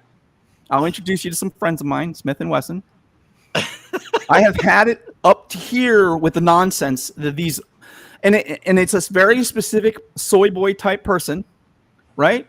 There's a very specific soy boy person who has this mentality. They went to one socioeconomical class in their college, and they had this professor who's a flaming, burning commie, who's like, "Oh, this and that," and they fill their heads with this nonsense, and they don't get challenged on it. They don't use logic. They don't have to really put their thoughts out in a non-vacuum situation. Everybody agrees with them. They're in an echo chamber in essence. That is a problem. The purpose of university is not to be in an echo chamber. The purpose of university is to have a robust conversation and disagreement with people. And, that does not happen anymore. And proper debate. Right. And there is a way to do it. Education, too. It would be lovely if that would happen, but it hasn't happened in 30 years. And I'm saying that as someone who holds multiple master's degrees. You gotta play by the rules. And if you don't, like, I used to go to classes that I hated because I had to have them for the graduation, but they would spout their little nonsense and I would spew it right back to them like, "Oh, good little Tommy, you did what you're supposed to do." While on the inside, I'm like, "Oh, I could burn this to the ground like in 10 minutes. I didn't. I should have, but I wanted to pass. And that's the way the system works now. And this is what you get when you allow one particular brand of person to run amok. And that's what's happened in this country. Now we have to make some choices now. Are we going to tolerate it or are we going to fight? I got news for you. I swore an oath to protect my country against all threats, foreign and, domestic. So there's an entire side of the aisle now that I see as a legitimate domestic threat. And I have zero time for them. And look, if you're personally that way, we can agree to disagree. We can. And we can be friends. I don't have a problem with that. But when you tell me I'm a fascist because I believe in, my God's guns and, taking care of my family, I got news for you. You haven't seen you don't know what a fascist is. You don't have a clue. And we are not fascists. We're not, nobody hates the whole idea that there's a racist behind every corner it hurts my brain. No, I don't buy that. Not for a second. I don't. No, that's fear mongering. And it's not just that. It's dogma. It's being dogmatic, and those people are the real threats. Those people. If you've taken any sociological course too, you know that that whole process of thinking of the whole racism thing is all a learned behavior anyway. Yes. So, and there are some dumbasses out there that are like this. Mm-hmm. We know who they are. We know where and frankly, I want to hear them talk. I want them to put their hands up so I can know who they are. So I can keep a little. I got a side eye on those guys because are they a threat? Yeah. If they get the opportunity, they're like jackals, man. If they get the chance, they'll pick the low fruit and they'll go after it. And we should fight that. But to say that things like education is systemically racist is nonsense. It's stupid on its face. It's an it's one of these dogma arguments that it's the dog whistle game for me. Well, and what I was getting at too, though, is like the fact that they're driving the fact that it's racist, though, is a learned behavior too, right? They're bringing it up, putting it at the forefront all the time on purpose because they're driving it in because they want people thinking about it all the time. Because when you start calling people fascists, when you start calling them the N-word, when you use these terms regularly, guess what happens? The terms lose their effect. And that's when a real threat can come up. Right. Exactly. That's when you got to look over, because I promise you keep messing around with these people, and sooner or later something bad's going to happen. Right. And I really think that what it does, though, is it loses its effect so that they could hide their true agenda in the background. Yes. So, and that's a problem. That is a true problem. And we should root those kinds of people out and make an example of them. We should not tolerate them in civil society. They have no place with us. Right. But that's a two-way street. There are people on both sides that are on both sides out of their freaking minds. Yep. You start burning a city to the ground, guess what I'm going to do to you? I'm gonna throw you under the jail for a while. Because frankly, and we could talk about all kinds of things like whether or not an insurrection happened. Apparently, you don't know what the word insurrection means. That would imply you're armed. They were not armed for the most part. I'd say about 98% of them. We could get into that all night long. And I am so sick of hearing about that. That's another one that hurts my brain. I'm like, January I know 6th. People that were there. They were let in by the cops. Give me a break. What kind of an insurrection is that? And now I've been in foreign countries and I've seen actual insurrection. That's not how it goes. There were no bodies in the street. No, it didn't happen. And despite people like Nancy Pelosi running around going, oh my God, they're going to take me. She's still there. She's still talking. Why don't you go back into your nice $1 million house, have your $1,000 ice cream, and leave the rest of the work to the people who actually have work to do? We've had enough of you. Bye-bye now. Well, I'd like to get rid of most of Congress. I think. I'm a pro term limit guy, right? Yes, I'm a Federalist. Yes. I don't know how familiar you guys are with the Federalist Papers, but I'm a term limit and age limits. People who are not being affected by the laws that they make and are not in the workforce should not be making laws that only affect the workforce. And you know what also should happen is an immediate investigation of anyone who's been there for more than 30 days. I want to know where all your money is coming from, because if you come in to the Senate or the House and you have $1 million and you're leaving 5 or 10 or 30 years later and you have $50 million, my guess there's some insider trading going on. And if that's the case, I got a prison cell with a guy named Bubba to be your friend. Coming back to what No, they won't because they're exempted. No, and coming back to what you guys were saying earlier about like taking the pay cuts on the officers first instead of the enlists. Okay. Well, before you raise our taxes, take some cuts on the politicians first. Well, and again, like that's I firmly believe that they should work for minimum wage. Look, the people who founded this country, they never, ever, ever intended this to be a permanent job. It's not supposed to be a career. It is not. Nope. Absolutely. They wanted the best and brightest in society to take a step back from their personal lives to do the right thing and be part of the country. That's what they wanted people to do. And then it's evolved into this nastiness. And this is what we got. And now does this make this a horrible system? No, it's not. It's an antiquated system. It needs to be tweaked. We need to make some adjustments. And it's up to our generation, and I'm pointing at me and people younger than us, to stand up and say enough is enough. We've had enough of this nonsense. If you're 80 years old, go home. Yeah. Yep. Go eat some pudding. Have a good time. You're 60 years old. Go home. Easy, big fella. Hey, some of us are closing in. Well, at least at retirement age is 65, right? So, supposedly. Yeah. So at least if you reach retirement age, bye. Depending on how you vote, it might be 70 soon. Yeah. Right. But so that again is a thing that should have never been created in the first place. But and the bottom line is I see all tax as being corrupt. There's not a single tax you can tell me we have that we need. None. No. Yeah. You want to fix the federal government problem? It's simple. Cut off their money. Yeah. Why do we have all these layers of bureaucracy? Why? Because administration after administration has put their own little segment on it. They've paid back the people that got them into power, and this is the game we play. Most people aren't aware that like income tax is a fairly new thing.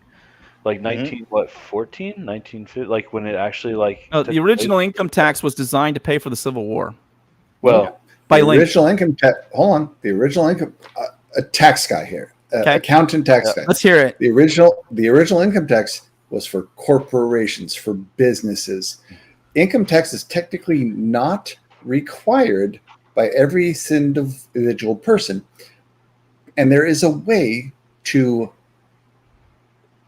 opt out of it. It's a hard process. It's a long process. It's not easy. It is possible. Okay? I want to do that. Yeah, I don't want to pay them anything. But I do know it is something as a social contract we have done. But if you also notice, the corporations, the bigger companies, the biggest wealthy people are all the ones not paying their Why would they? share. Exactly. Because they paying the people to get the laws changed. Well, because they're the ones that write the policy. So why would they affect themselves? I mean, it's a self-fulfilling prophecy. But and we could argue all night about what's a fair share thing. when you have more than 50% of the entire population of the country that pays zero in tax, and you know that what I'm talking about, when you have a population of people that pay nothing, right? I don't want to hear it, because that's still not fair. If I pay $1, you should. I'm for a flat tax, right? I say you buy something, you pay 1%.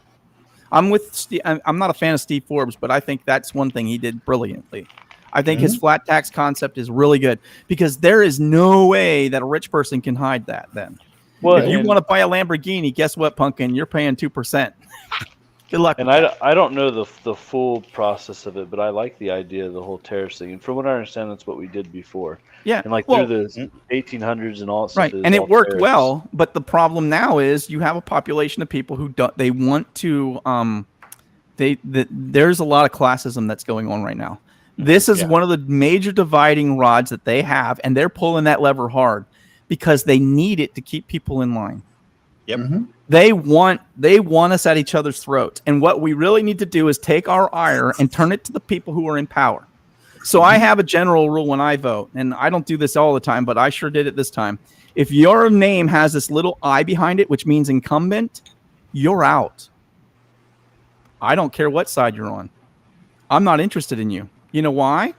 I lived through the last 4 years, and it sucked. It's been hard.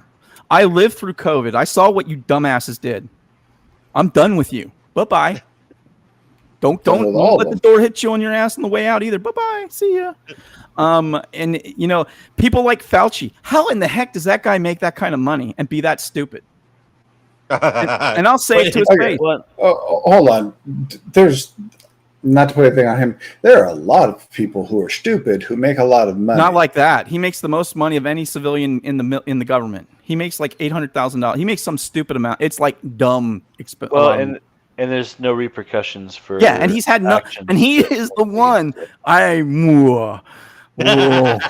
Okay. My words spoil me.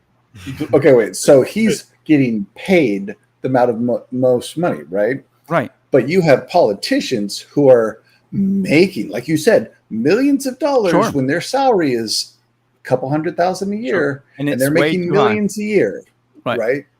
So they're still getting paid that money, but they're making money. Oh no, and they shouldn't. But so is he. So he's got kickbacks from every country in the world. It looks like every person in power is making money that they shouldn't. I wish I had that connection. I would love that for about 10. I don't. And I keep telling people, put me in charge. I will be Cincinnatus. Do you know who Cincinnatus was? He was a Roman emperor for 2 years. They gave him power for 2 years. They gave him emergency power because the empire was in trouble. And he said, after 2 years, I'm going home to farm. And they said, sure you are. And guess what he did? He fixed it. He got the things under control, and he went home and he farmed. Give me 2 years. I need 30 days, and I'll fix this mess. But I need absolute power for 30 days. And I will hook it right up, because I'll tell you right now, the only way this gets changed is if we, the people, really stand up and change it. The problem is you're not going to have that happen. And that's by design. Yeah, no, that it is by design. And it's sad. It's to keep us hushed. And I for one, I don't care what your political affiliate. It doesn't matter. Both sides suck. They all suck. There is not one group that you can point to and say, oh, they're pristine and perfect. No, they all make stupid choices. They all make really dumb. And the other thing too is, I don't think that if you're a member of the House or the Senate and you don't understand fundamental economics, you probably should not be voting on anything economic policy wise. Or fundamental civics. There you go. They should have to pass those tests, and they don't. Yes, they don't. I'm thinking of a particular bartender out of the state of New York, AOC. I don't know how the hell you got there, but I'll tell you where you can go. You can go back in the kitchen and get me a beer, lady, because that's about what you're worth to me. Yeah, I just said it. I'm not afraid. Come at me. I have had it with stupid people like that. Because she makes it look chic and it's cool. It's a new kind of communism, the kind that gets you starved first. Oh my God! Good for you, best. Idiots. Look, and you can be whatever you want to be. You can believe whatever belief system you want to believe. But I'm telling you right now, if you believe in things like that, all you got to do is look at history and know that it doesn't work. And don't tell me it's because it wasn't done right. No, it's because of human nature. People are just, we're not good things. We're not We're good greedy. creatures. We're greedy. We're destructive. We're mean. We We're a say virus on the planet. we say naughty things about AOC, and she gets all lippy about it. I could go on all night. It to me, it's one of those things that I think people have to learn that your words, your deeds, the things that you do, they matter. They really matter, especially if you're in those positions. Right. And if you don't know what you're talking about, you probably shouldn't be in one of those positions. That's just my take, and maybe I'm wrong. No, but unfortunately, Boy, now you just love winding me up, don't you? It's my God. a good time. I'm so angry. It's a good time for all of us. Yeah, and I gotta go stream now. It's like, do you remember? And I'm like, son of a bitch. Do you guys remember that cartoon? It's a black and white cartoon, and the kid is poking the lion through the bars, and it pans away from him, and it shows like the rest of the zoo, and it comes back, and then the kid's like, it says something. He's like, I made a big mistake or whatever, and all you can see is his eyes on the inside of the lion's stomach. Yeah. That's what we've been doing to Daddy Bro all night. Oh my God. No. My head's gonna explode. I honestly like this. This is the ideal podcast, honestly. So I haven't even. Yeah, I don't even know if Super Wolf Leo got all of his. I'm sorry, I didn't mean to step on you like that. But I get a little passionate. Hey, remember, I'm bigger than all of y'all. It's hard to step on me. Size is relative, bro. I can outrun you, I'm pretty sure. You can definitely outrun me. And I don't have to sleep. Oh, Sleep is for the weak. So this was a good one, dude. I hate you so much right now. Nah, you. My blood pressure's up. I can feel it. I'll have to take a pill and chill. No, it's a good thing. I got to ramp it back down because I'm gonna play some Minecraft in a little while. Yeah, there you go. See, it's gonna come down. It's gonna come down. Yeah, I got it. So really quick though, I'm gonna give my 2 cents on the commander in chief. So to me, ideal commander in chief is somebody that actually scares the shit out of everybody else. This person needs to be the scariest motherfucker on the planet. And here's why. If you aren't scared of him, you're going to do something stupid. You're going to do something that you shouldn't be doing. If you're scared of him, though, if you think that he could fly off the deep end at any given moment, you're going to be like, whoa, I ain't going to do shit. I'm not going to do it. Also, this person needs to be very much pro-military. If you are about your military, your commander-in-chief needs to be thinking like that, okay? America is a powerhouse, and it's a powerhouse for a very specific reason. People don't fuck with us for a very specific reason. And because we spend more on military than the next 25 countries combined. We do. It's great. That's not a fear. That is a money thing. That's all it comes down to. But it plays into fear. We will turn your country into a used car lot for glass if you keep messing with us, though. Yeah, and without putting boots on the ground. Yeah, we don't. And that is what Commander-in-Chief is supposed to be thinking like that. He is. So I got a question. I have a question about this. Okay. So what you're telling me is we need a Genghis Khan, right? If you look at history. And the reason, and people don't understand this about Genghis Khan, the reason he was so successful and their empire, the Mughal Empire, spread so much is because of a fundamental misunderstanding of what the Mongols' rules of engagement, right? Mm-hmm. And this is why so many countries fell before them, because every time someone offended him, he would just wipe them out.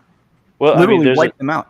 There's a reason we had to read Art of War during selection, right? Right. Well, that's Chinese, but same concept, right? Well, yeah, Sun Tzu. Yeah. Sun Tzu. Yeah, and that was a little bit before that time. But I get what you're saying. And that's another one that's a great one to read. But what I get what you're saying. I think that we would be really hard pressed if we had someone like that. Yes and no at the same time. It would change. Fundamentally, it would change the way we have to change the way we think. We don't need someone who's unstable, though, and the problem is you have someone who has the equal balance. You have someone who has the capability of literally ending the world as we know it, like the entire world, not just part of it, all of it. He could cover the world with nuclear weapons at the push of a button. And I don't know if I want some maniac there that I'm not is saying unstable. I'm not saying a maniac though. Because Okay. that's how I feel right now. I feel like we got this guy who's out to lunch, and I'm curious who's got the finger on the button, because somebody Yeah. does. Yeah. No. And I don't think it's. I hope to God it's not him, because I don't agree. think he knows what the button is. Yeah. Well, I think there's a whole right now. There's a whole team of people that are running. We what call needs those a to happen. cabal Yeah. where I come from. Yeah. Yeah. So yeah. And they're So- a threat. They're a problem because Yeah. they're not elected. Nope. They were Nope. appointed, so that makes them dangerous.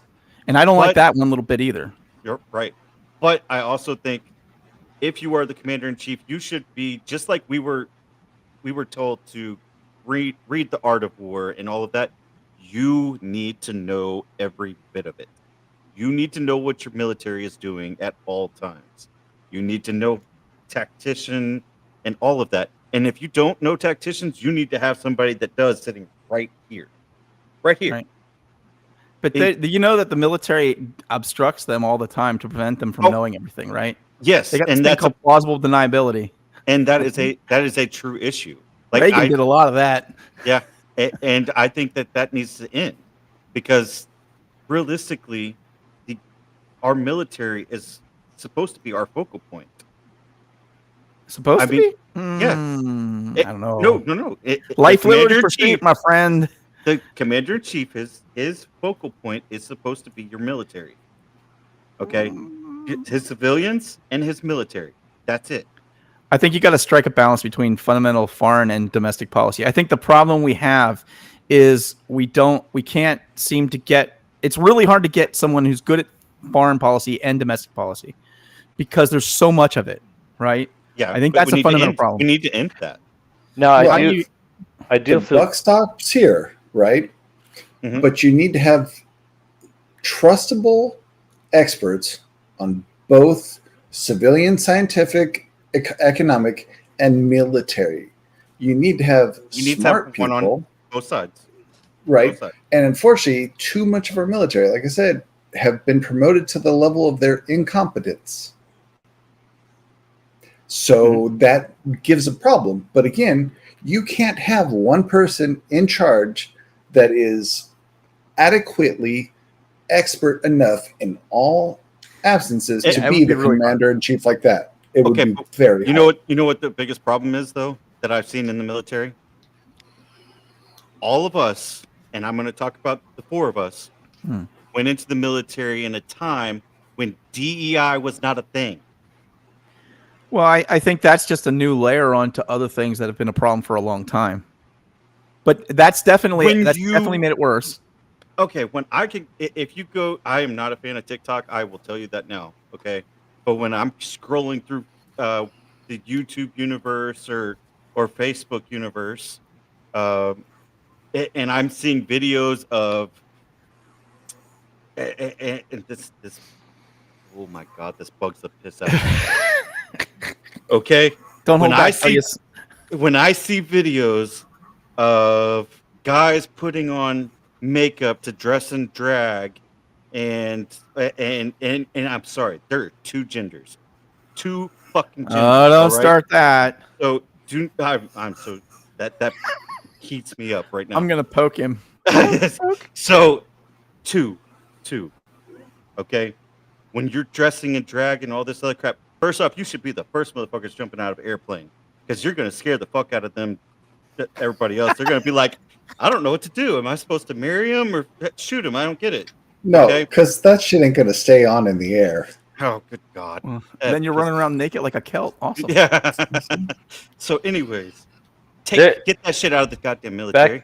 back when we Get were it in the out. military, there was like the very beginning of it of like Yeah. Don't when ask, you- don't tell.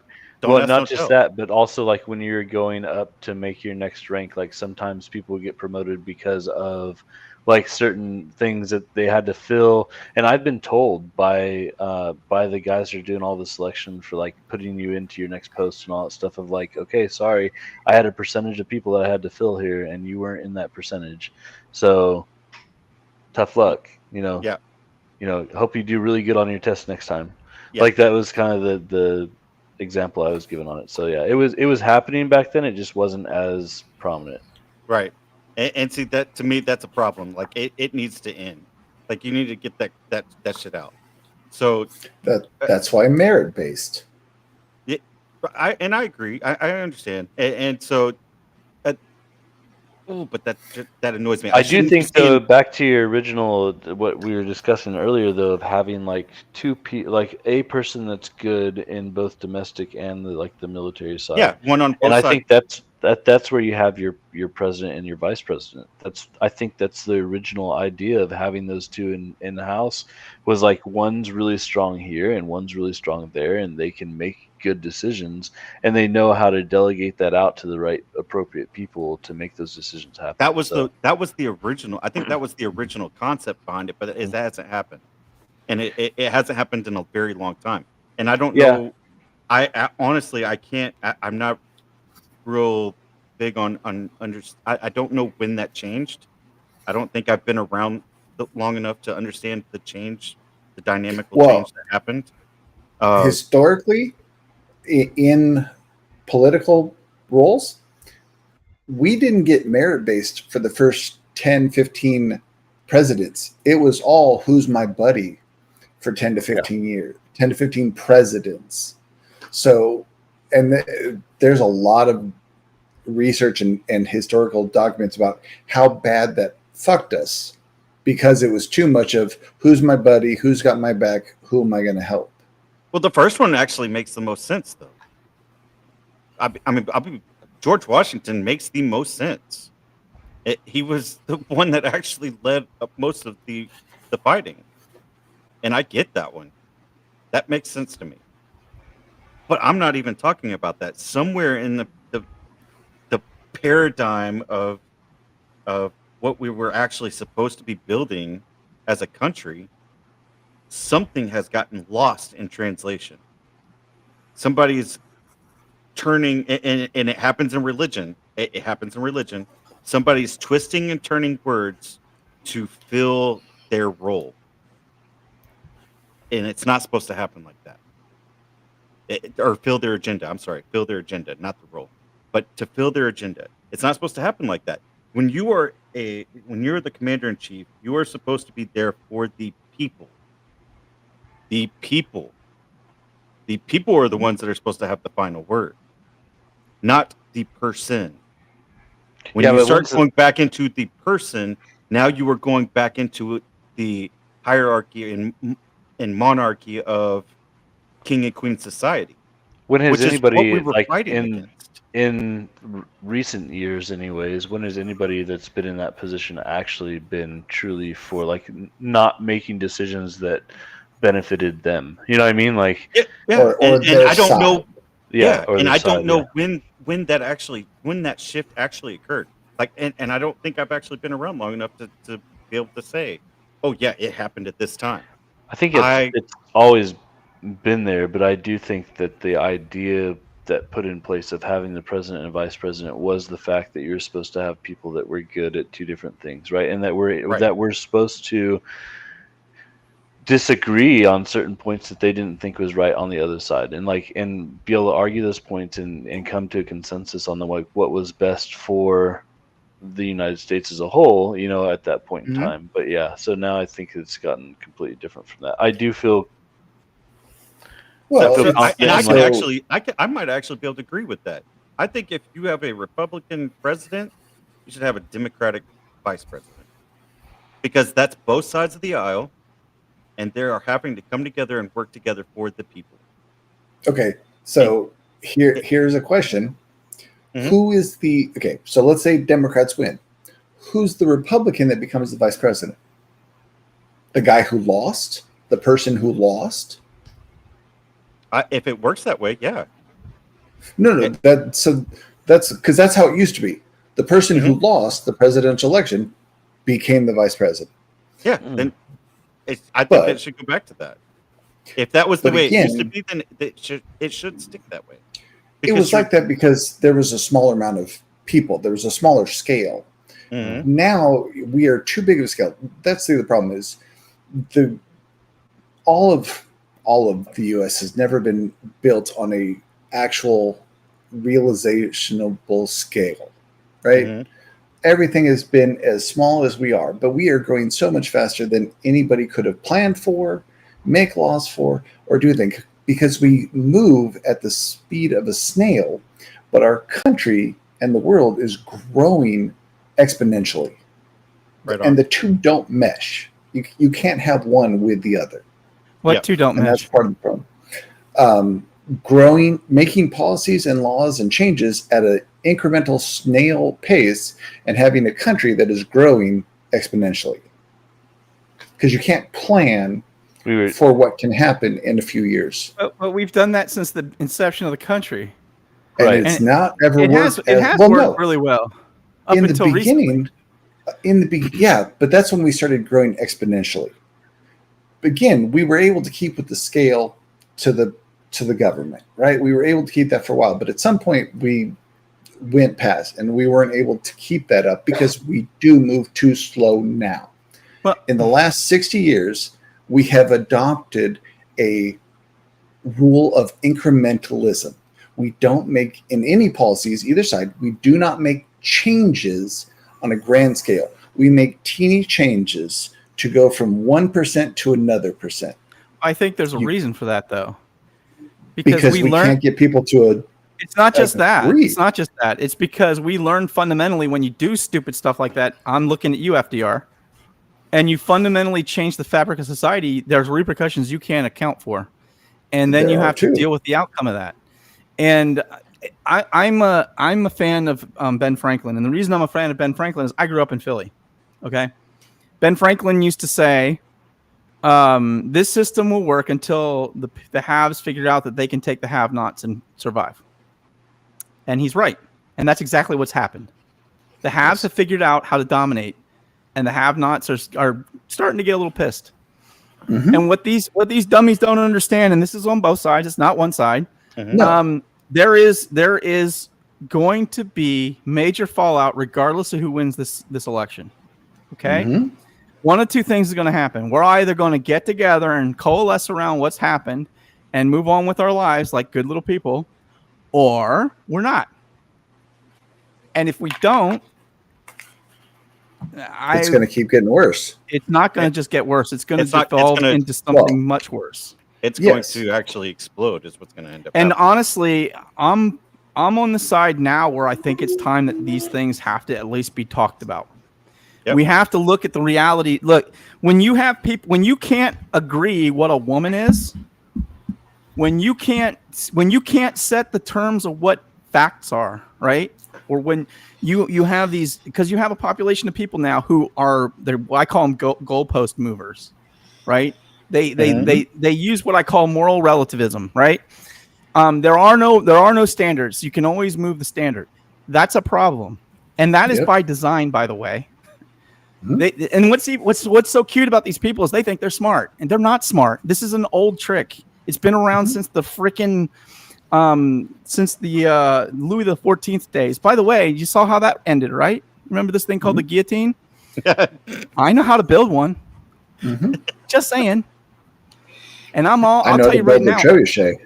Well, let's do it. I- And the only phrase I know in French is "pitcher le fro." You know what that means? Throw the cow. Let's go.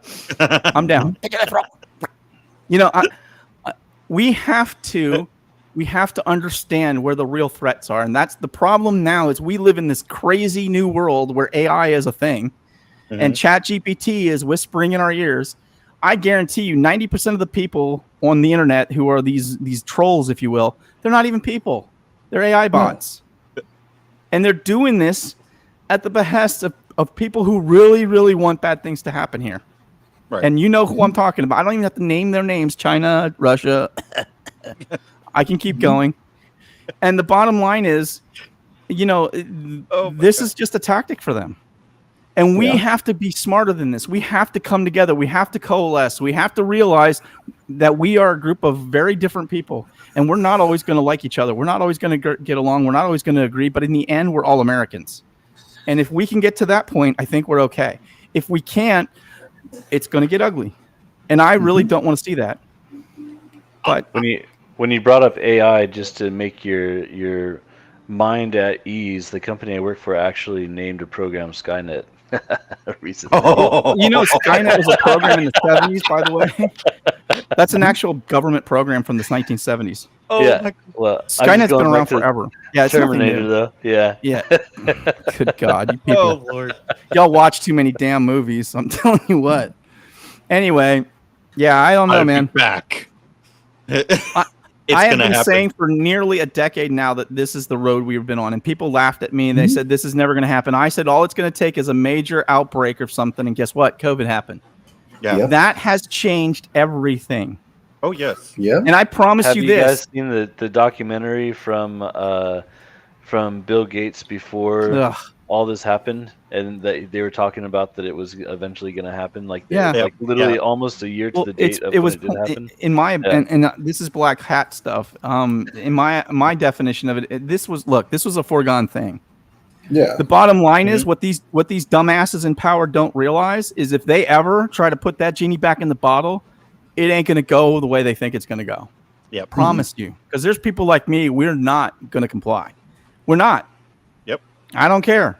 I mean, I'll be honest with you. I didn't comply with it in the first place. I didn't Like that- either, and I caught a lot of heat for it, and I still don't care. Yeah, and I don't. How I either. got to Texas, guys. Mhm. I literally walked into my job. They were shutting everything down. I said, "Here's how it is, ladies. I'm moving to the great state of Texas. You can fire me if you want, and then I'll see you in court." But we have this thing called remote. Now I'm a technology expert. I think I can handle it, and I'm an independent steamer in the military. You should be able to handle me being independent like this. You don't like it? I'm sorry, but this is for the benefit of my wife because she can't be Yep. around this stuff. I lived in a very dangerous part of Delaware, and I was fed up. I was done. So here we are, and it's been fantastic. And to their credit, the people that I work with, they've been very understanding, and they realize that if they fire me, they're gonna have to replace me with 5 people, and I'd be a royal pain in their tuchus. So they didn't want to deal with that. And they were smarter than they looked, and I give them credit. And I Or don't at do least that. somebody was. At least Well, somebody in there. Yeah. The bottom line is, I think people have to. You got to make a decision. And I use this too. I'm sure you guys remember the bad hurricane that hit New Orleans, right? Yep. The government said, "Go to the Superdome. You'll be safe there." And I remember at the time I was in Southern California, I was in San Diego and stationed there. We were about to deploy to that area to help them out. And I remember saying to one of my shipmates, I said, "You know what? If the government told me to go this way, guess which way I'm going?" The opposite. Exactly the opposite direction. Yep. Because they're incompetent. They're not very good at what they do. Mhm. They're notoriously incompetent. Now, we're really good at putting out military folks. We're really good at blowing shit up. We got that down in spades. We can invade a country like nobody's business. Yep. We can't run it well, but we're really good at Nope. invading them. Mhm. And the bottom line is we have to change. There's a combination of foreign and domestic policy that really needs to change. But I believe it starts at home. You got to fundamentally secure your borders. You got to fundamentally take care of the population of people who live there first, right? Why are there 40,000 homeless vets in San Diego County? Why? To what end? Why are they not? The homeless industry just in California is $1 trillion industry right now. Oh yeah. Why? The Why amount are of these money people that- making all this money? The amount of money that we put outside the United States, why is there even a poverty class in the United States? Well, there shouldn't be. And Right, that's honestly, what I'm saying. Like, that money but could let's have be gone to- fair. Let's be fair and honest. Our poverty class is still rich in some countries. Sure. I'd say about 80% of the world, right? Yeah. That's why when I see someone with this may be cold on my part, but I laugh I chuckle every time I see it. I see I'm homeless, I need food, help me out. I just laugh. I'm like, you ate this week. Good for you. Go to Bahrain, see what a real homeless person looks like. Go to Djibouti in Africa, see what a real homeless person looks like. Keep this in mind too for those of you playing the home game. There is not a single place on the planet where food is not available. Okay? If there's no food available, it's not because the food's not there. It's because you have some jackass, some strongman, some military branch who's running it, who's hoarding the food. There is enough food to feed everyone on this planet. So this nonsense that we've got to send food to Ethiopia is just that. It's nonsense. The government has made a conscious choice. I'm of the mindset, I believe, my forefathers were farmers, and we took on the world's greatest superpower known as the Redcoats, and we whooped their little butts and sent their British butts packing back to where they belong. I firmly believe that we, as the United States government, as our culture and world, we should be exporting that to other countries that want it. If you don't like the way your world is, if you don't like the way Mexico's run, you don't like the way Venezuela's run, fine. I will equip you, I will train you, but you are going to fight it. I'm not going to fight it for you. That's what we should be embarking on. Well, and we're not. But to be fair with that, though, we did have the help of the French. Okay. Pitch of the And we've also done that in other nations and didn't like what happened when those people took over. Because we backed the wrong pony, and we should have done our homework a little better, right? Yeah. And I know you're talking about Castro. Yeah. But if you look at who was in there before Castro, he was a pretty bad guy. So there's a lot of political influence that goes into those decisions. Right, and that's part of the problem. But the same thing happened in Iraq and Afghanistan. Well, I mean, we put Saddam in power. Yeah. We paid him to kill his uncle or whatever. And to be honest, and I know this is not going to go over, especially with this group of people. To be honest, he was a stabilizing force in Iraq. Yep. Because all sides hated him. Mm-hmm. Right? Do you know how crazy it got when they found out that he was no longer a threat? Like, it went. I was in country when they found out that he was no longer a threat. It went sideways. Well, of course, because the power vacuum exists, and the problem is he was a Ba'athist, so he's not a religious fanatic. He's not on the Sunni or the Shias. And when the Sunnis and Shias realized that the Ba'athists, who were not really religious, they were more political. When they realized that they were no longer under their thumb, guess what happened? Those old hates, those old arguments that have been around since the beginning of man, fought their way out again. And this is the problem. This is why things like peace in the Middle East are really, really hard, and probably will never happen in our lifetime, despite what everybody says. Okay. Right. You have a fundamental problem with people who they've been fighting for so long they don't even know why they're fighting. They just don't. But it's a two-edged sword. You know that Afghanistan actually had a Republican party or good Lord, federal republic. They had a federal republic in the 1960s to 1972, I think it was. Right. Before the Russians tried to invade Afghanistan. Right. Well, they couldn't abide that there. That's too close to home. Yeah. So they actually had that. Yeah. And then everybody that actually was alive at that time. There's a documentary that just came out recently that I watched that talked about it. But everybody loved it. Everybody was happy. And Afghanistan was actually prospering. Well, it's too bad that we didn't pay attention to history there. Yeah. You know what they call Afghanistan, right? They call it the Widowmaker for militaries. Oh, Since the Romans, every military that's tried to go in there, they've lost. Every one of them. No, what the arrogance that we showed to go in there is beyond my understanding. I'm like, really? You didn't. You're gonna do it better. Okay. Yeah. Because the mountains are just gonna lay down for you, right? Those goat herders who've been fighting for 1,000 years are just going to suddenly say, "Oh no, the Americans are here. We should stop fighting." In some of those cultures, though, the only way to win a war there is to follow Sun Tzu's practices. Exactly. Yeah. That's the only way, because otherwise it's not going to. If you pay attention to the history of Afghanistan, you know it's a losing proposition in the first place. So why go in there? Mm-hmm. Are they bad people? Absolutely. Are the Taliban people that I would really like to erase? Sure. But were they a threat? I don't know about that. I don't know. Yeah. I mean, I think that there are. Why didn't we invade Saudi? That's where most of the bombers came from. I said it. Whoopsie. And I've been there. You said the quiet part out loud, man. I know, right? Don't do that. As his feet goes black. Yeah, bring it. Dude, I hear a helicopter overhead right now. Let's go. Come and get some, pumpkin. I'm right here waiting. Oh, man. That would be hilarious. We start seeing red dots. So if my house goes dark, you're going to know, you're going to hear it because I'm going to get crazy.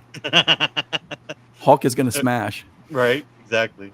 So no, we won't hear shit because you're going to lose power. Right? I got solar. I don't want to hear it. I got a battery backup.